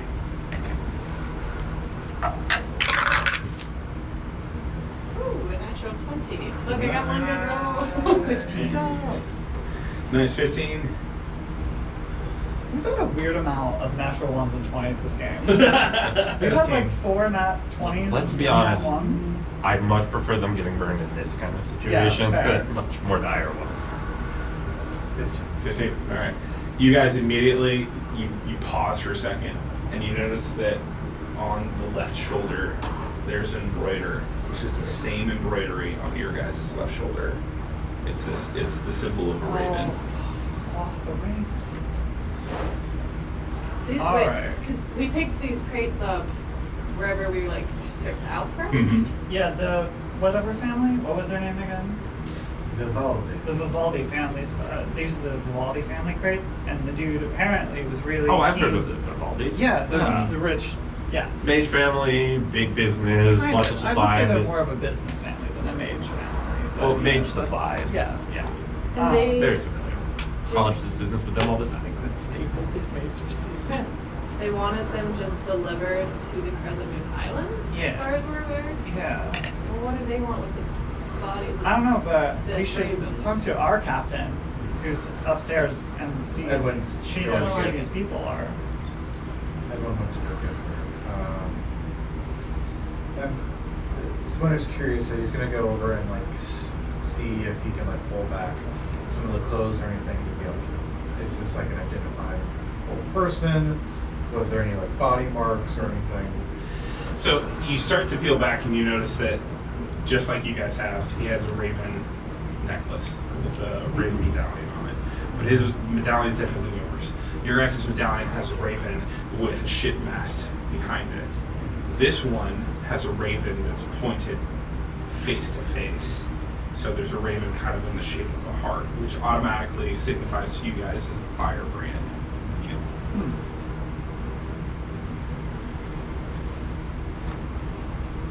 Or we should definitely see who these people are.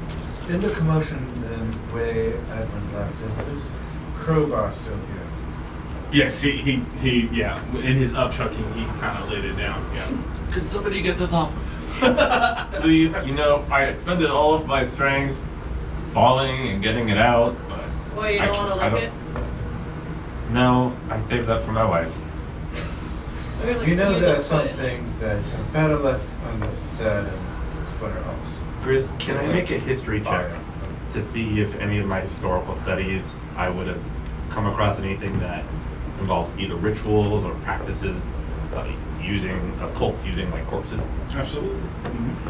Oh, it's right then. They can bring it back and mind control them. History for 17. Infiltrate. So based off of your just most recent studies, one of the books that you studied in your training was literally about the Death Acolytes, right? So the Death Acolytes were an organization that served the Death King.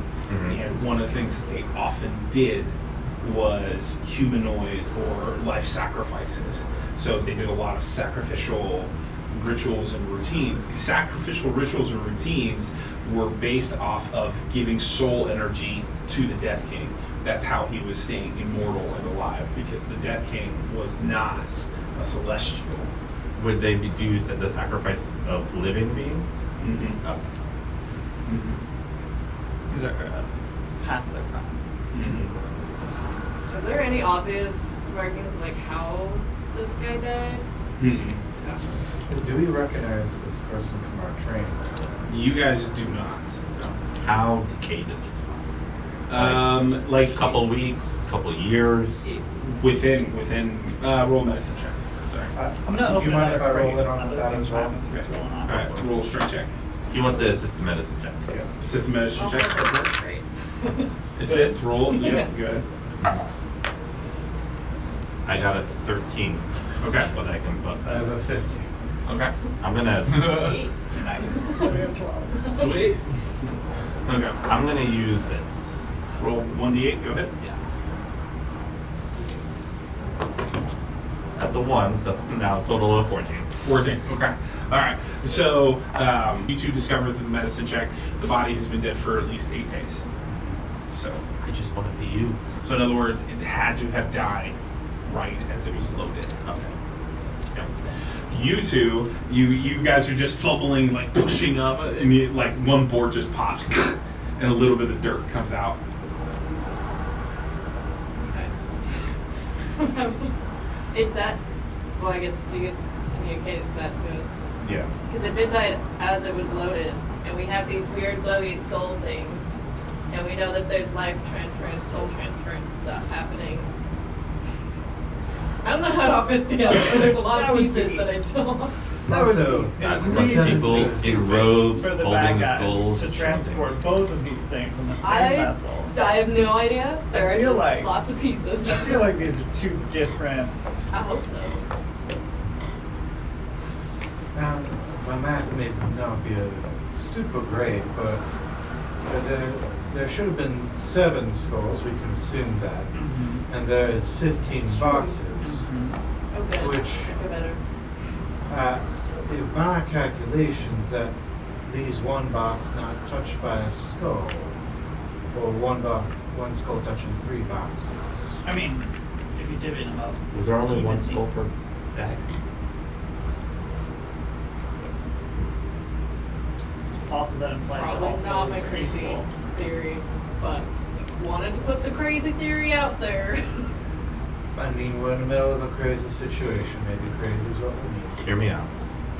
What if we just hide? And then when somebody comes looking for their stuff and they get all panicky, we know that they're the person. We don't have No, we to be. broke the crate. Yeah, open like already. 2 of them now, yeah. Well, what's your idea? Just that they're somehow transferring souls into these skulls. I don't know. Well, actually, you know, historically speaking, during the Great War, cults would sacrifice living people in these like terrible sacrifices, and the souls would be transmuted to the Death King. You And that's do how he realize was we were immortal. all in that same class, and it was super Bowen, remember? That's why I'm saying it again now, because I don't think you were paying attention. Yeah, we were asleep most of the time, but at least some of us had the decency to stay awake and at least somewhat pay attention. Yeah, but I think these skulls aren't holding vessels. I think they're magical foci to allow the ceremonies to take place.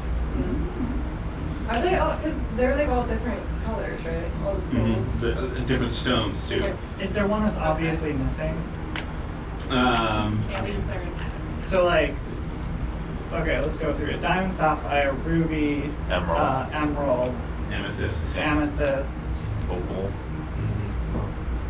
opal. But like, what other common stones are there? Pearl? Not really. Alexandrite? That's a bit niche. Is this about the time I start wondering where everyone's gone to?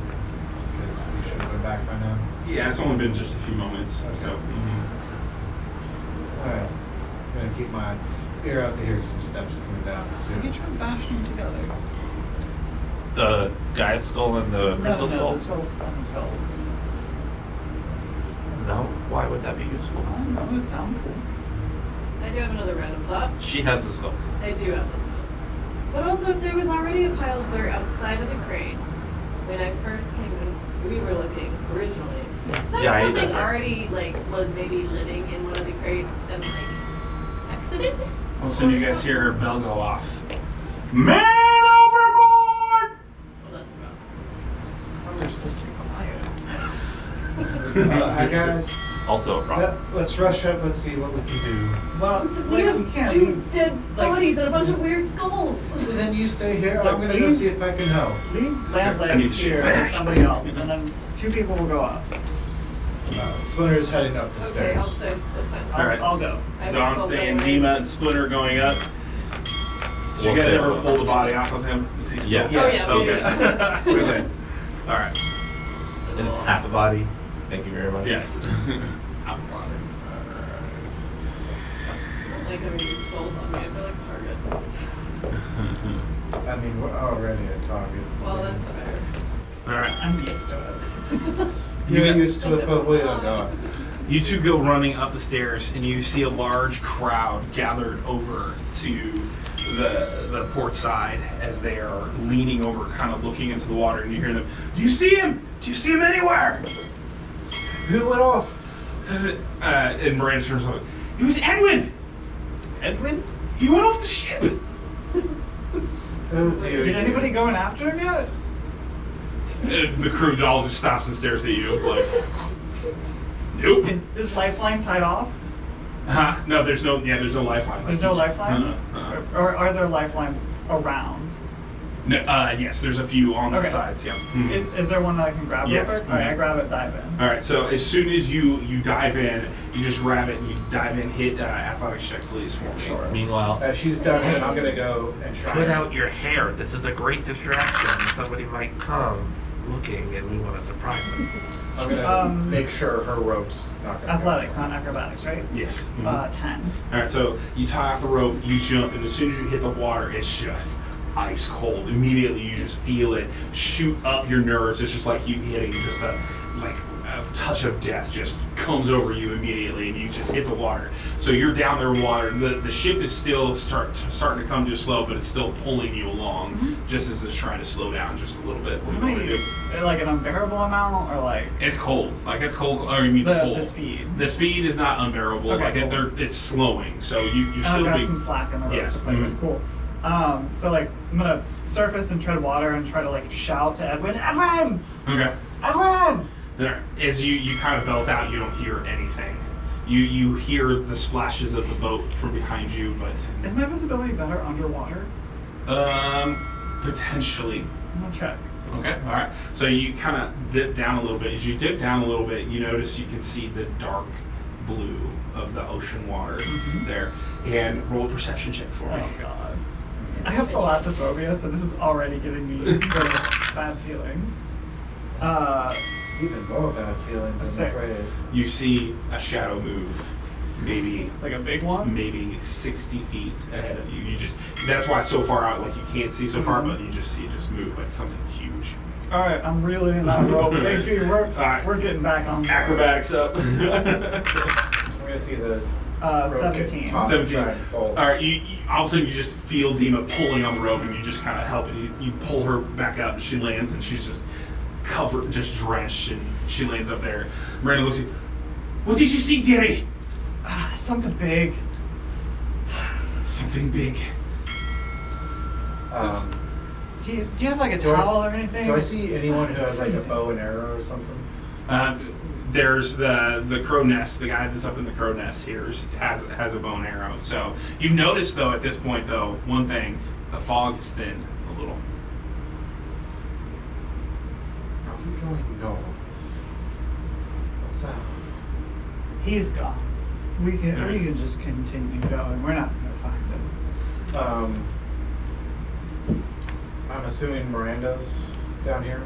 Yes, she's down there. They're all kind of looking over and trying to figure out what happened. I'm gonna go over to Miranda and ask her the question. Are we going north or are we going south? As soon as you say that, both of you roll a wisdom saving throw.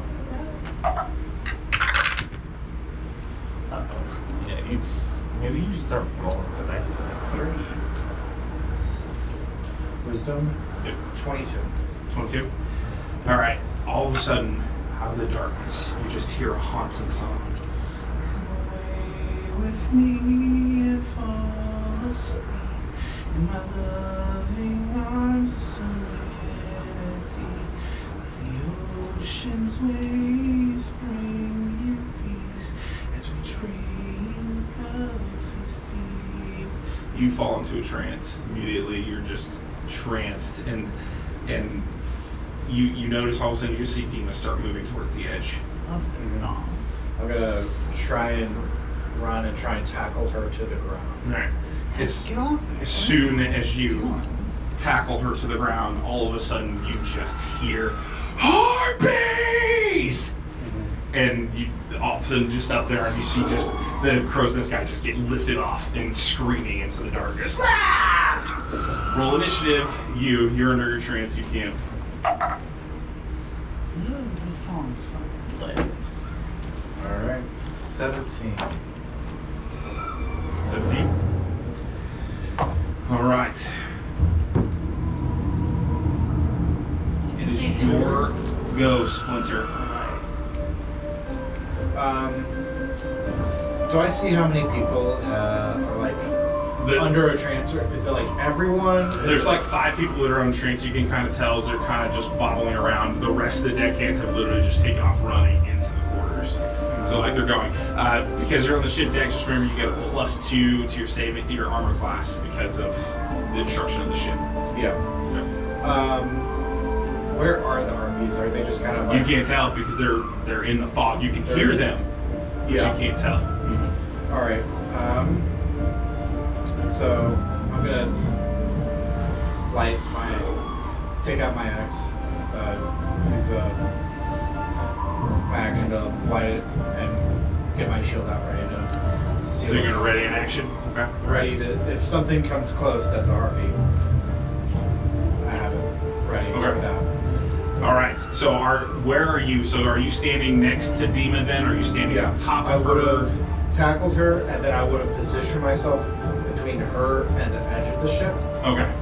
and then kind of ready myself against, like, looking away, but also kind of head on a swivel, mostly probably angling, kind of point straight that way, but taking in this arc.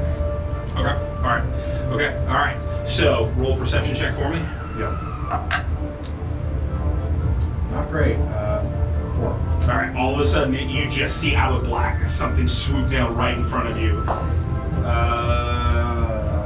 9. Does not hit. All right. It hits against you. Just hear this clang hit against your arm. You kind of push back and you step right onto Demon's stomach, kind of pinning her down just even farther a little bit. You two roll a perception check.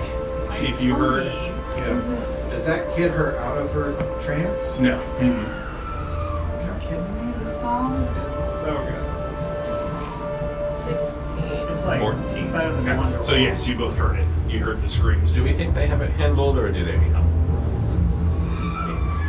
We could investigate. We could go help. I feel like more immediate threat, probably whatever's up there. Probably. Take half these skulls because I don't want all of them on me. Okay. All right, so you guys start making your way up to the top. Okay, all right. Jules, roll a wisdom saving throw. 6 again. Yeah. 6 total again? 4 actually. 4. Okay. Yep. All right. So you're still in the trance. This time you're trying to stand up. You feel them telling, "Come to me." You hear the voice, "Come to me." Yeah, I'm gonna come to you. Yeah. All right. Splinter, you notice 2 of the deckhands fall off into the water. To their fate, and it is now your attack. Alright, is the harpy still in front of me? No, they hit and flew. They hit flew. Alright, since I can't see them, I'm just gonna like kick Diva to try and get her out of her daze, and then kind of see if I prepare for another attack or something. Okay, you ready yourself again? Yeah. All right. So you two burst up through the stairs, and you kind of see Splinter standing on top of Dima, and she's just like trying to crawl her way to the side of the deck.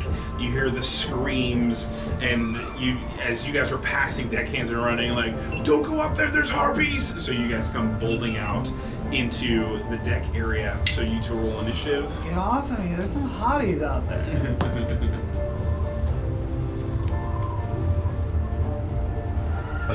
21. 20. 20. Nice.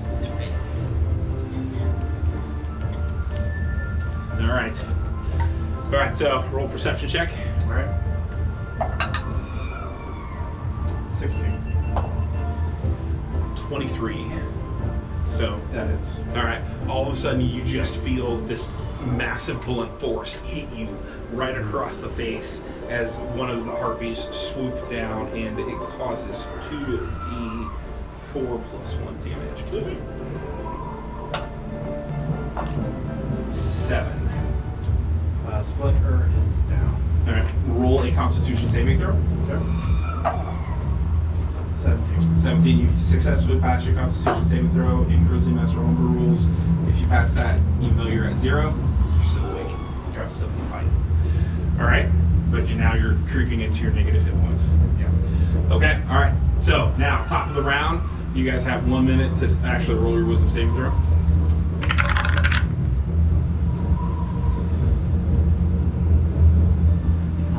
9.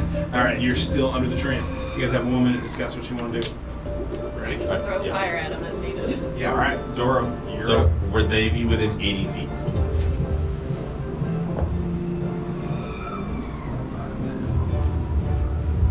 Yep. Alright, I'm gonna cast Fairy Fire, and it's gonna be a 20-foot cube around the top of the mast. Okay. So I need a dexterity save from all the harpies. That are in that area. Yeah. That's smart though, they're probably perched on the masts up above. That's All right, what is your number? My number is 13. They have to beat. Okay. One got a nat 20 and the rest failed. Alright, they are going to be surrounded. Whoop. It's fine. You're gonna be surrounded by a flying ring. in like this sickening greenish kind of light. Okay. All right, so you see 3 harpies light up. Just so everybody knows, you would have known this from our training together, but for the duration, we can see them. They shed dim light in a 10-foot radius, and any attack roll against them has advantage if you can see it. oh, they're glowing. All right, Dawn, you're up. That is concentration. Do you have a token or something I can put on me? To remember, or do you want me to just remember that for myself? Just remember before we saw him. So I'll move over towards Splinter and Maya and kind of Come swimming with me. wait, because I'm gonna help grapple. Basically, we're gonna work together to try to pull them in, lock them inside. Okay. All right, copy. All right, so you two are going to work together then. Splinter, are you going to take your turn to help? Yeah. All right. Both of you roll a strength check to pull her over, and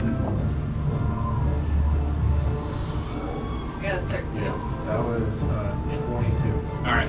So you're wounded, like your face is bleeding, but you're pulling her over. You come over, you assist, you get her over, and I'll allow a bonus action to try to barricade the door. You guys see that you roll a successful survival check.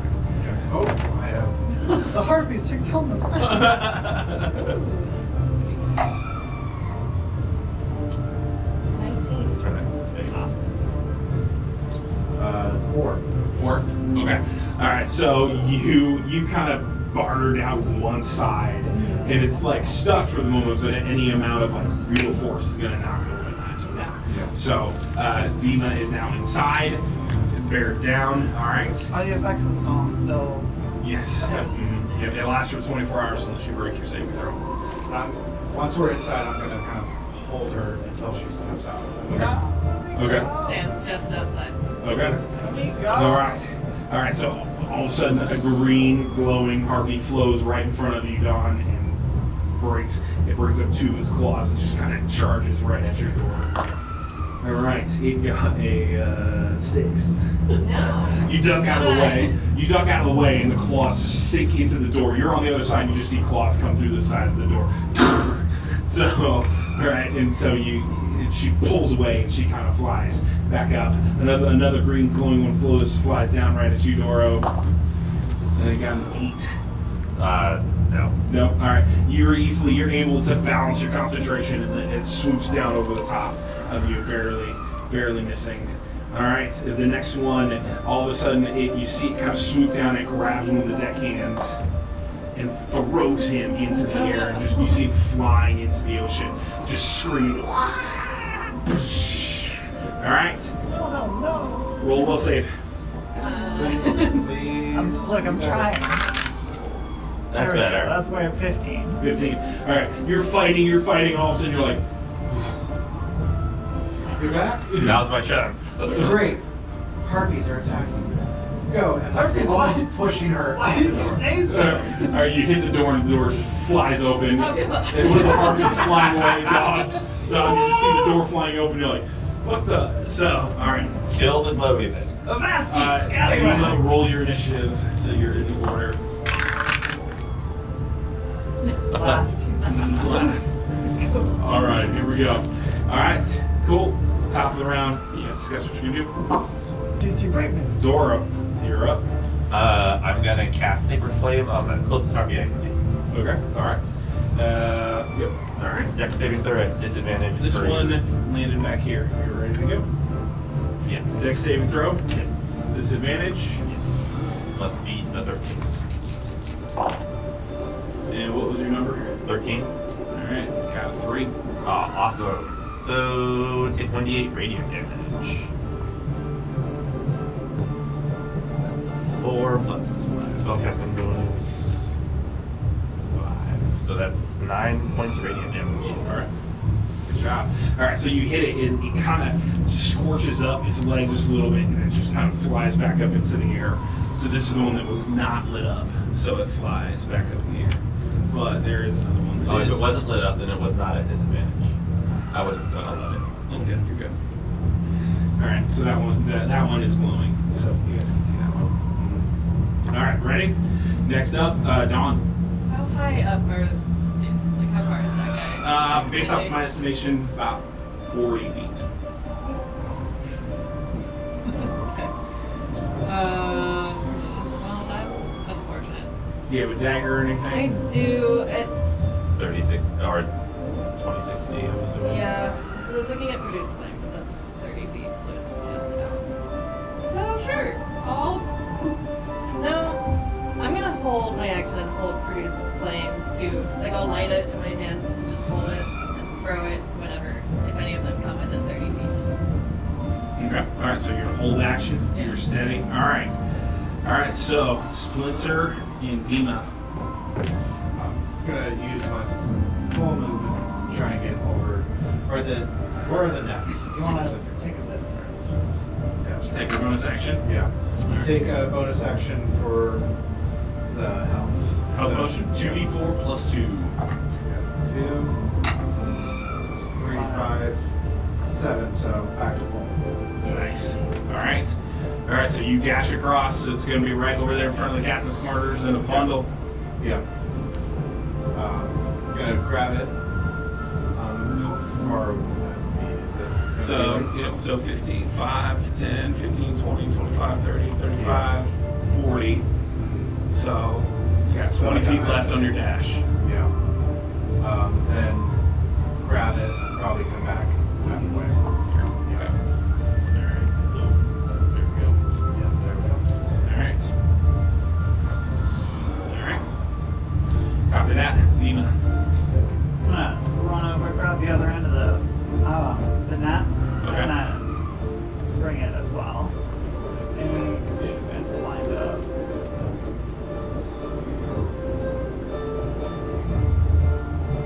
Okay.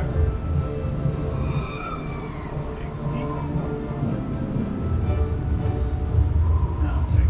Where we ended up. Yeah. All right. Pause. All right. The one out of the darkness coming towards Doro.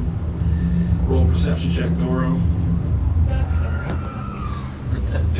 16. All right. So you notice all of a sudden you see it coming at. So it does not get its added bonus, and it gets a 19. That is good. I need to do a Constitution saving throw for my concentration check. Oh yes. Go ahead. Constitution saving throw is 0 to 15. 15. All right. You stay concentrated. All right. So 2d4 plus 1. 4 hit points. So you just feel the claws kind of scrape across, and you're like just bearing down on your teeth just to stay focused on the harpies that are swooping above. All right, this next one comes swooping down towards you. Splinter. All right, got a 11. Does not Can hit. I throw my produce flame at that one? Yes. So it'll be within 30 feet. Yep, absolutely. Is he glowing? Do I get advantage on it? Yes, she is She. glowing. It It is It's glowing. the thing. The harpy Those is are both glowing. kind of rough though. 14? 14. Yep, you hit. Roll your damage. Good. One whole d8. 2. 2. Yep. All right, cool. Does it set You hit. on fire or anything cool? No. So as you chuck flame at it, it kind of just filters a little bit. It just looks at you and just kind of breaks the flame off. Like it definitely burned it, but not like Yeah. catastrophic. All right, another lit up one comes flying down towards Dima. Got a natural 1. Yeah, that misses. Come on, not for 1.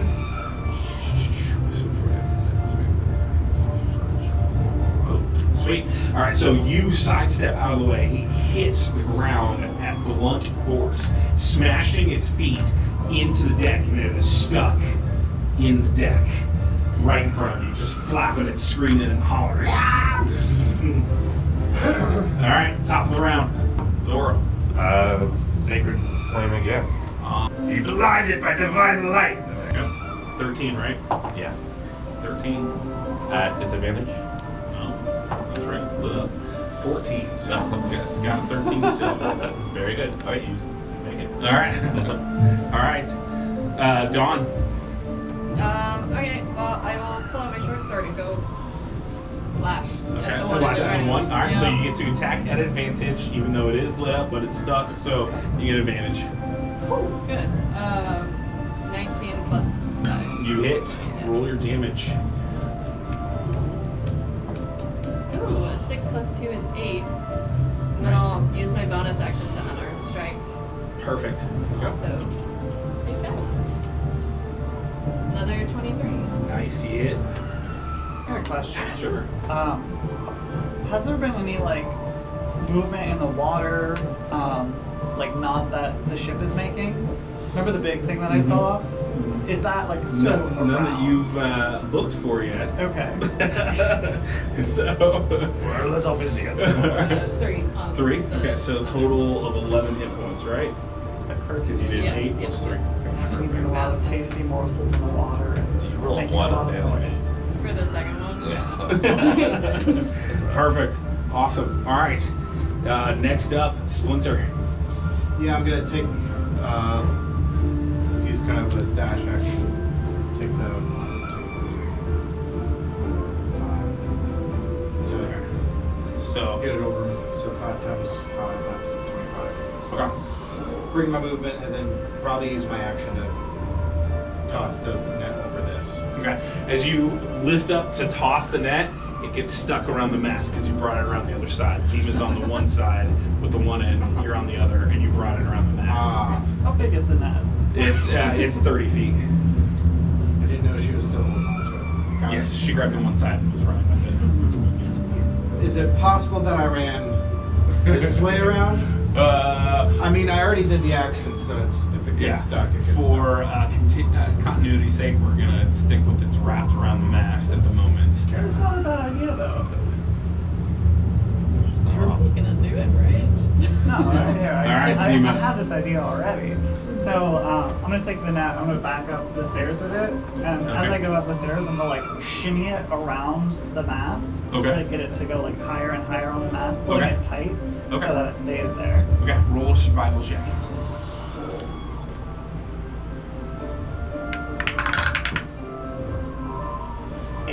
Eight. All right. So just barely, you're kind of looping it into a couple things.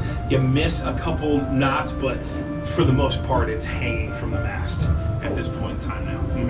All right. So the unseen one is swooping down again, and it is now going after Splinter. That was a big net, like right. I roll perception. Yep. Yes. That is 6. 6. Okay. All right. So you don't see it coming. Is it glowing? No, it is not the glowing one. It is the non-glowing one. It also fails its dexterity saving throw and hits the net as it's swooping down. How So, hard does it hit the net? I mean, you guys hit it and you feel it and it starts to pull and it's freaking out just a little bit. Okay?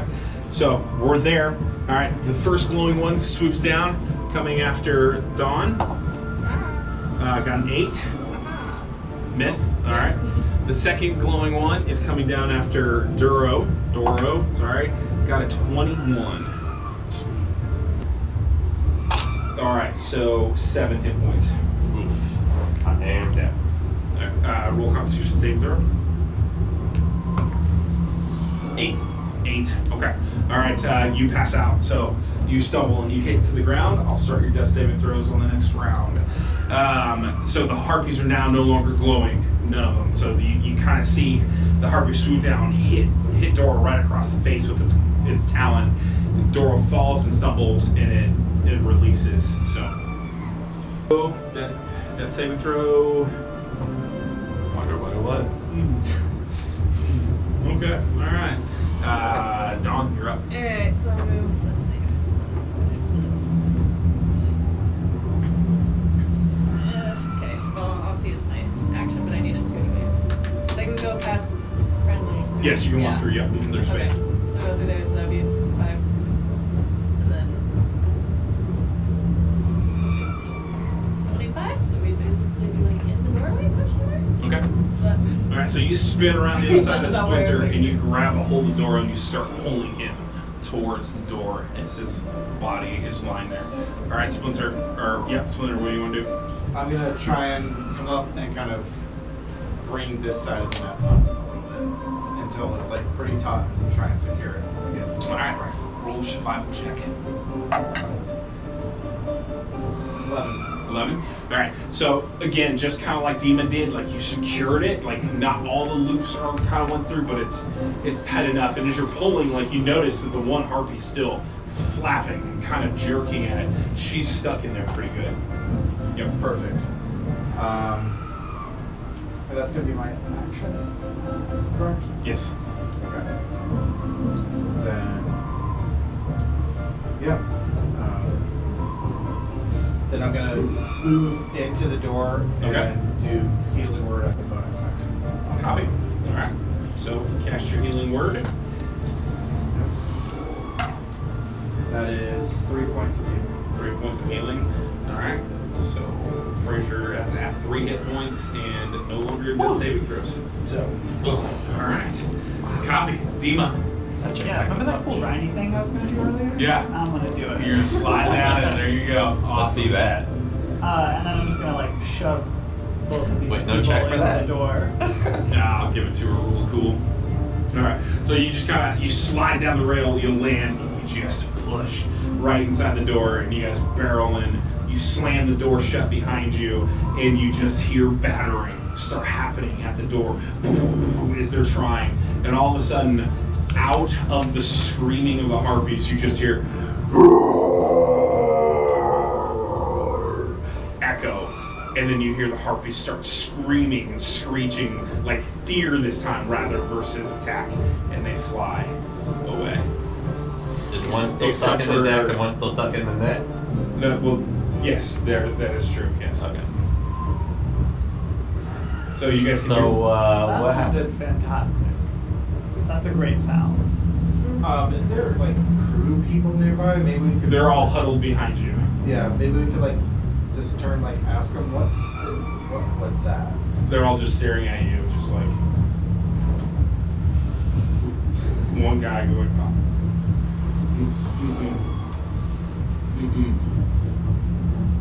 We got Should we be concerned about the safety of the ship at this moment?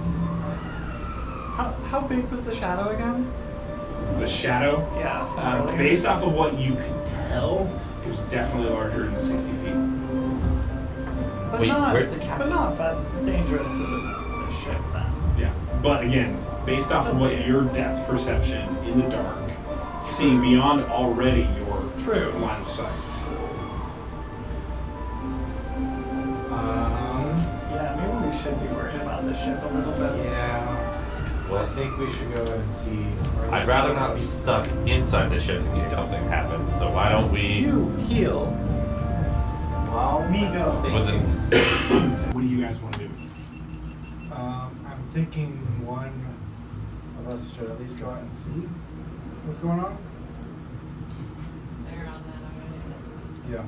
I can go stab it's them always in the demon. head if we want. Yeah. I'm At least get rid of. Feels mean, First. Yeah. So as you kind of prop open the door, you literally just see one of them just kind of writhing, and the other one that's stuck in the deck. Like she's writhing so bad she's starting to sink further into the deck. Her wings are now kind of stuck. So Can y'all go downstairs and like stab her feet? mean. Where's our captain? Where's Miranda? That's a good question. Where is Miranda? I'm gonna figure that out later. First I want to like go to the. Where's Miranda? They just all pointed out back on the deck. Back on the deck. Oh, All right. I think should we go see where Miranda is? Maybe we go check on the captain real quick. She's not out here. So. Roll a perception check. Yeah. Splinter's gonna head out. That's fine. All right, Splinter, you're out. 15. 15. All right. So as you kind of come walking out, you kind of see the harpies just writhing and screaming. They're just kind of freaking out. They get even more aggressive, but they just can't break free of what they're. You notice that Miranda is literally just sitting on a barrel, smoking a pipe. Oh wait, she's right here. Hey Miranda, Hello. Is there something off? there's some spooky thing. Oh, I know. Are we in trouble? It doesn't go that way. So we're good. I mean, there's still 2 harpies. Yeah, but they're like taken care of already. What is the? Like, What's the troop going to do next? And she lights up her pipe again. I can stab this one right here, and I'm just gonna coup de Alright, grace the one that's so you stuck just in kind the. of right below its base of its head, and, Yeah. and then hangs loose and just hanging there. See, like I did it. Is there Bravo. is there something going on with Miranda? Just like as she's acting weird. Is there something Roll an going insight on? check. Yeah. That is 13. I mean, you see, based off what you can see, she's her normal Yeah. self. She's just really calm, relaxed, just sitting there watching. I'm gonna walk around the net and then Okay. coup de grace the one that's stuck in the ground. as Okay. well. Alright, you kind of still just watching Miranda. You just pull it out. Miranda hops down on the barrel and walks up to you and smokes, and then kind of taps out her pipe. Well done, initiates. It's good to see you finally in action. Thank you. Bravo. I thought that was a test. All fights are, aren't they? That's deep. Hashtag deep. Typically, most captains on their first, watching their initiates attack for the first time. It's very important that we do not intercede unless you meet your unfortunate demise. However, how we do? well, first I was Port Doro Is he still begging on the bells of life? Yeah, he had a love potion. I think. Vomits He's in the gonna be background. okay. So, actually, I am going around everybody and I'm like checking. I'm encouraging them, but I'm also investigating because I want to see if I can find the sketchy guy and Okay. see if he's like blending in with everybody being panicky or if he's like gone off to do his own thing. Okay, roll investigation check. 17. You look troubled, Splinter. What's the matter? I'm not sure whether I should be satisfied with what we've done or whether something else is happening. Well, What we're did you alive, find down so- below? Well, wouldn't hurt to have this under control. We found boxes of corpses of ravens Yeah, we were gonna tell you about that. with crystal skulls. The ravens didn't have the crystal. It's two separate things. Dead ravens in boxes from the And I don't mean The I mean boxes are killed down below. members. We found a member of the Firebrand in a box, dead, below a hole. That's interesting. Do you want to come? There are like 15 other boxes 14, really. that we were gonna open. Yes. Take me down below. Take me down below. All right. What'd you roll? 17. 17 total. All right. So you're talking to everybody, like really chumming them up. Like, are you okay? It's okay. Don't be afraid. The issue's been resolved, and you're kind of moving your way through. And as you move your way through, you get to the very front of the bow, right by a window that is there. It's not a porthole. It's an actual window that's at the front of the bow, and you see a gentleman turn to the back of you, wearing a black cloak, staring out the window. Good sir, are you okay? That was quite the attack we just had. Didn't respond. Sir, I will tap him on the shoulder. As soon as you tap him, the body just falls to the ground. That was unexpected. Is there any telltale of like damage? Like, did he get stabbed? Did he just collapse? The face is covered with the cloak. You can't see. You can't tell. Like you don't see any visible. Then body I will parts. pull the cloak off. All right. So as you pull the cloak off, immediately you see Aaron's dead, lifeless body. Huh. So how were you standing just now? And I looked up to see if there was like any ropes or lines or something. It's just gone. There's no signs of violence or anything. Roll investigation check. All right, Don, what are you doing? Donna's been standing in the crowd, debating the whole time going down to where the bodies are, Okay. whether or not that's a good idea to go underground. I also want to give Splinter. No, you're out. Yeah. Never mind, you're out already. What's about that one? I'm trying to distribute these skulls so they're not all of one person. Well, I have 3. Yeah, and you got half, I got half right now. I just have the one. I rolled a 3 and I re-rolled That's again for a great. 13, so it's So still it's 17. Okay. Copy. So Copy. get that one. But I think Dawn's gonna kind of creep back down to the crates. I don't like that they're just alone right now, right in the middle of our investigating. Okay. I'm gonna go back down there. So you're gonna follow Dima, Splinter, Yes. and Stay Miranda. that way. Okay. I Alright. can't Splinter, so now we all have one. Okay. You have 3. As you're kind of looking through, Patting down. you see like a little trickle of blood coming from behind the ear. Okay. Like it would almost have been unnoticeable, but it's just like it came from like a popped zit or something. Like Okay. that. Interesting. As we're going down, do I see Dora? I'm pretty far forward. Pretty far So forward. if you look at the steps, they're in front of the door. He's Here. inside. No, right there, in front of the mast. Oh, so that's the steps down, Yes. and he's in here. Yes. He would be like, The monster is here. Look, it should be done with jewels all he would be along. like right here. Yeah. Apparently Before I there's a go kitchen down, somewhere I nearby. want to The look monsters for are Dora. friends we make. You're doing what? before I go down with everyone, I want to go look for Doro. Okay. All right. So you make your way over and you see Doro kind of squatting It's not what it looks like. over a body. This is theme for today, hey Doro? He was standing here and then he just collapsed. I investigated. How warm is the body? Still pretty warm. He like just died. Like look at this. Like there's this little mark. He might have been stabbed with a needle or something really small.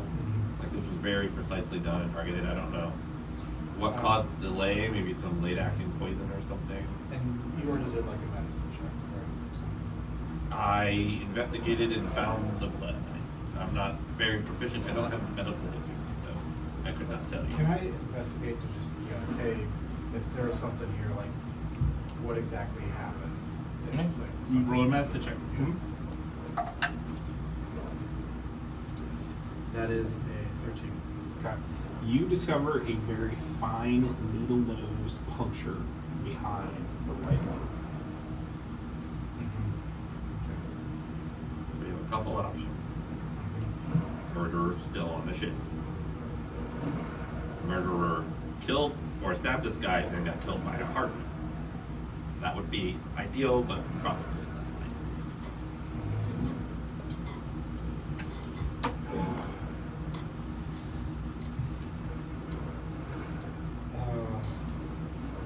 Miranda's being a bit freaky, so if you want to come with us, I think it'd be best. Let's leave the body here for now. If you come with us. Define freaky. We came out and we saw her sitting just on a barrel. Didn't she just sit and stare at us during training all the time too? Yeah, She was never very hands-on in helping us. She was more like enjoying watching us struggle all the time. Yes, but what concerns me is that she wasn't attacked by anything. Do we know that? Or did she just handle it because she's a boss? We know very little about this person. She Was seems it like a the body in seasoned front of us, or the Miranda. She seems like a very well-seasoned adventurer. She could have probably handled her own. She's also very little, so she probably could have just hidden behind a barrel or was mistaken for a barrel. Just not the skinniest Either dwarf way, I've ever seen. I appreciate your voice and reason. I would appreciate it if you came with me. Okay, well, can we? I don't want to leave him by himself, so maybe we should just. And I start trying to drag him, but I can't. How big is this body? He's 5'8", 225 pounds. Can Very I This is muscular. a big guy. Very muscular. I have a Very muscular. strength score of 8, so I cannot move this thing. Is it possible for me to like? And you're thinking dead weight too. So. Yeah. Yeah, literally. Well, what if we entrust some crew members to watch this for now? Do we trust you? Don't really know for the moment. Well, of course, you guys trust someone overboard. Yeah. Trust Miranda. Trust easily though. That's not, I shouldn't be the. I have it. I'm torn between going with I have Miranda a and solution. All right. Help me move this over to this axe of bodies. Just help me push it real quick. I Alright. cast minor illusion to make it look like another sack. All right. That's good for me. For me, let's go. All right. Wow. Yeah. Sorry. All right, so you guys start heading downstairs. Yeah. All right, as you get down, you guys meet just right as Dawn and Dima and Miranda hit the deck, and she's like, "Oh, everybody's here. Are you feeling okay, chap?" Oh, I'm not quite healed up after that. But I still got the scar marks and everything, so give me a couple days, I'll be fine. Perfect. But I'm glad to see that you're still with us. There is somebody who's very much not fine over there. I think we should check out. Lead the way. I was gonna do that if you didn't. Well, and I go, voila! And all you see is the sack of sacks. The mindless sacks. No. The boxes. You guys are going to Crates. crates? Oh, or crates sacks first. Well, we're showing her the dead raven first. Oh, that one. That- Okay. So are we down at the hold right now? Yeah. Mhm. Yeah. So show her the. That way. Yeah. That way. The torso on the ground right there. All I right. didn't get a chance to look at the second one. Do they also have the firebrand? Well, you guys We only didn't get the second broke one all the open way. one side. That's right, we didn't pull it out yet. Okay. She I do walks. not volunteer as tribute this time. She walks over and you see her pull out an eyeglass and puts it on. And, oh dear. She kind of moves the head. Oh dear. We searched the other crates. We were going through them. We need to open them immediately. Do you recognize the sigil on the crate before we destroy them? No. Open the crates immediately. Now. All right. Alright. Should I roll a Everybody roll strength check. She gives you all. You guys all have crowbars now. It's, 19. 17. 12. 12. All right. You guys start popping open the crates. You get 4 more popped open, and like in kind of a frantic way, Miranda kind of crawls up into the middle one and starts digging through, and you see her start pulling on the body, and she's like, help me now! They come apart. I go help her. Don't pull it that hard. All right. All right, you're going in. You're reaching to grab. All right. So they pull, but this one doesn't like rip in half. It just pulls and slams down on the ground. She jumps down off the crate and immediately pulls back the hood, and she hits her knees. And she's looking at this. She's like, "This is not possible." She points. This is a glasswood guild. This is a Lycos. And then she points up in one, and you see one brain, and she goes, "That is also, it's a Mythos guild. These are dead captains. That one right there is Davius, the one that died in Ravensburg. This is impossible. These are very troubling times."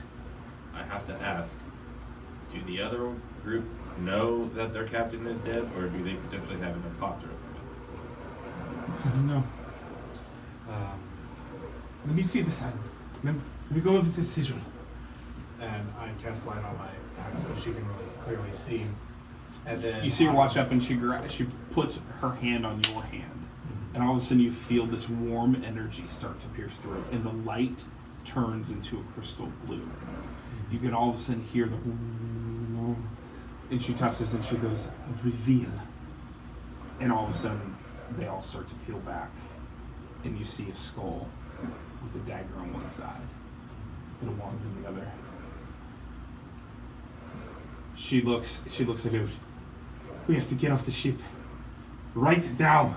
And as soon as you hear that, you hear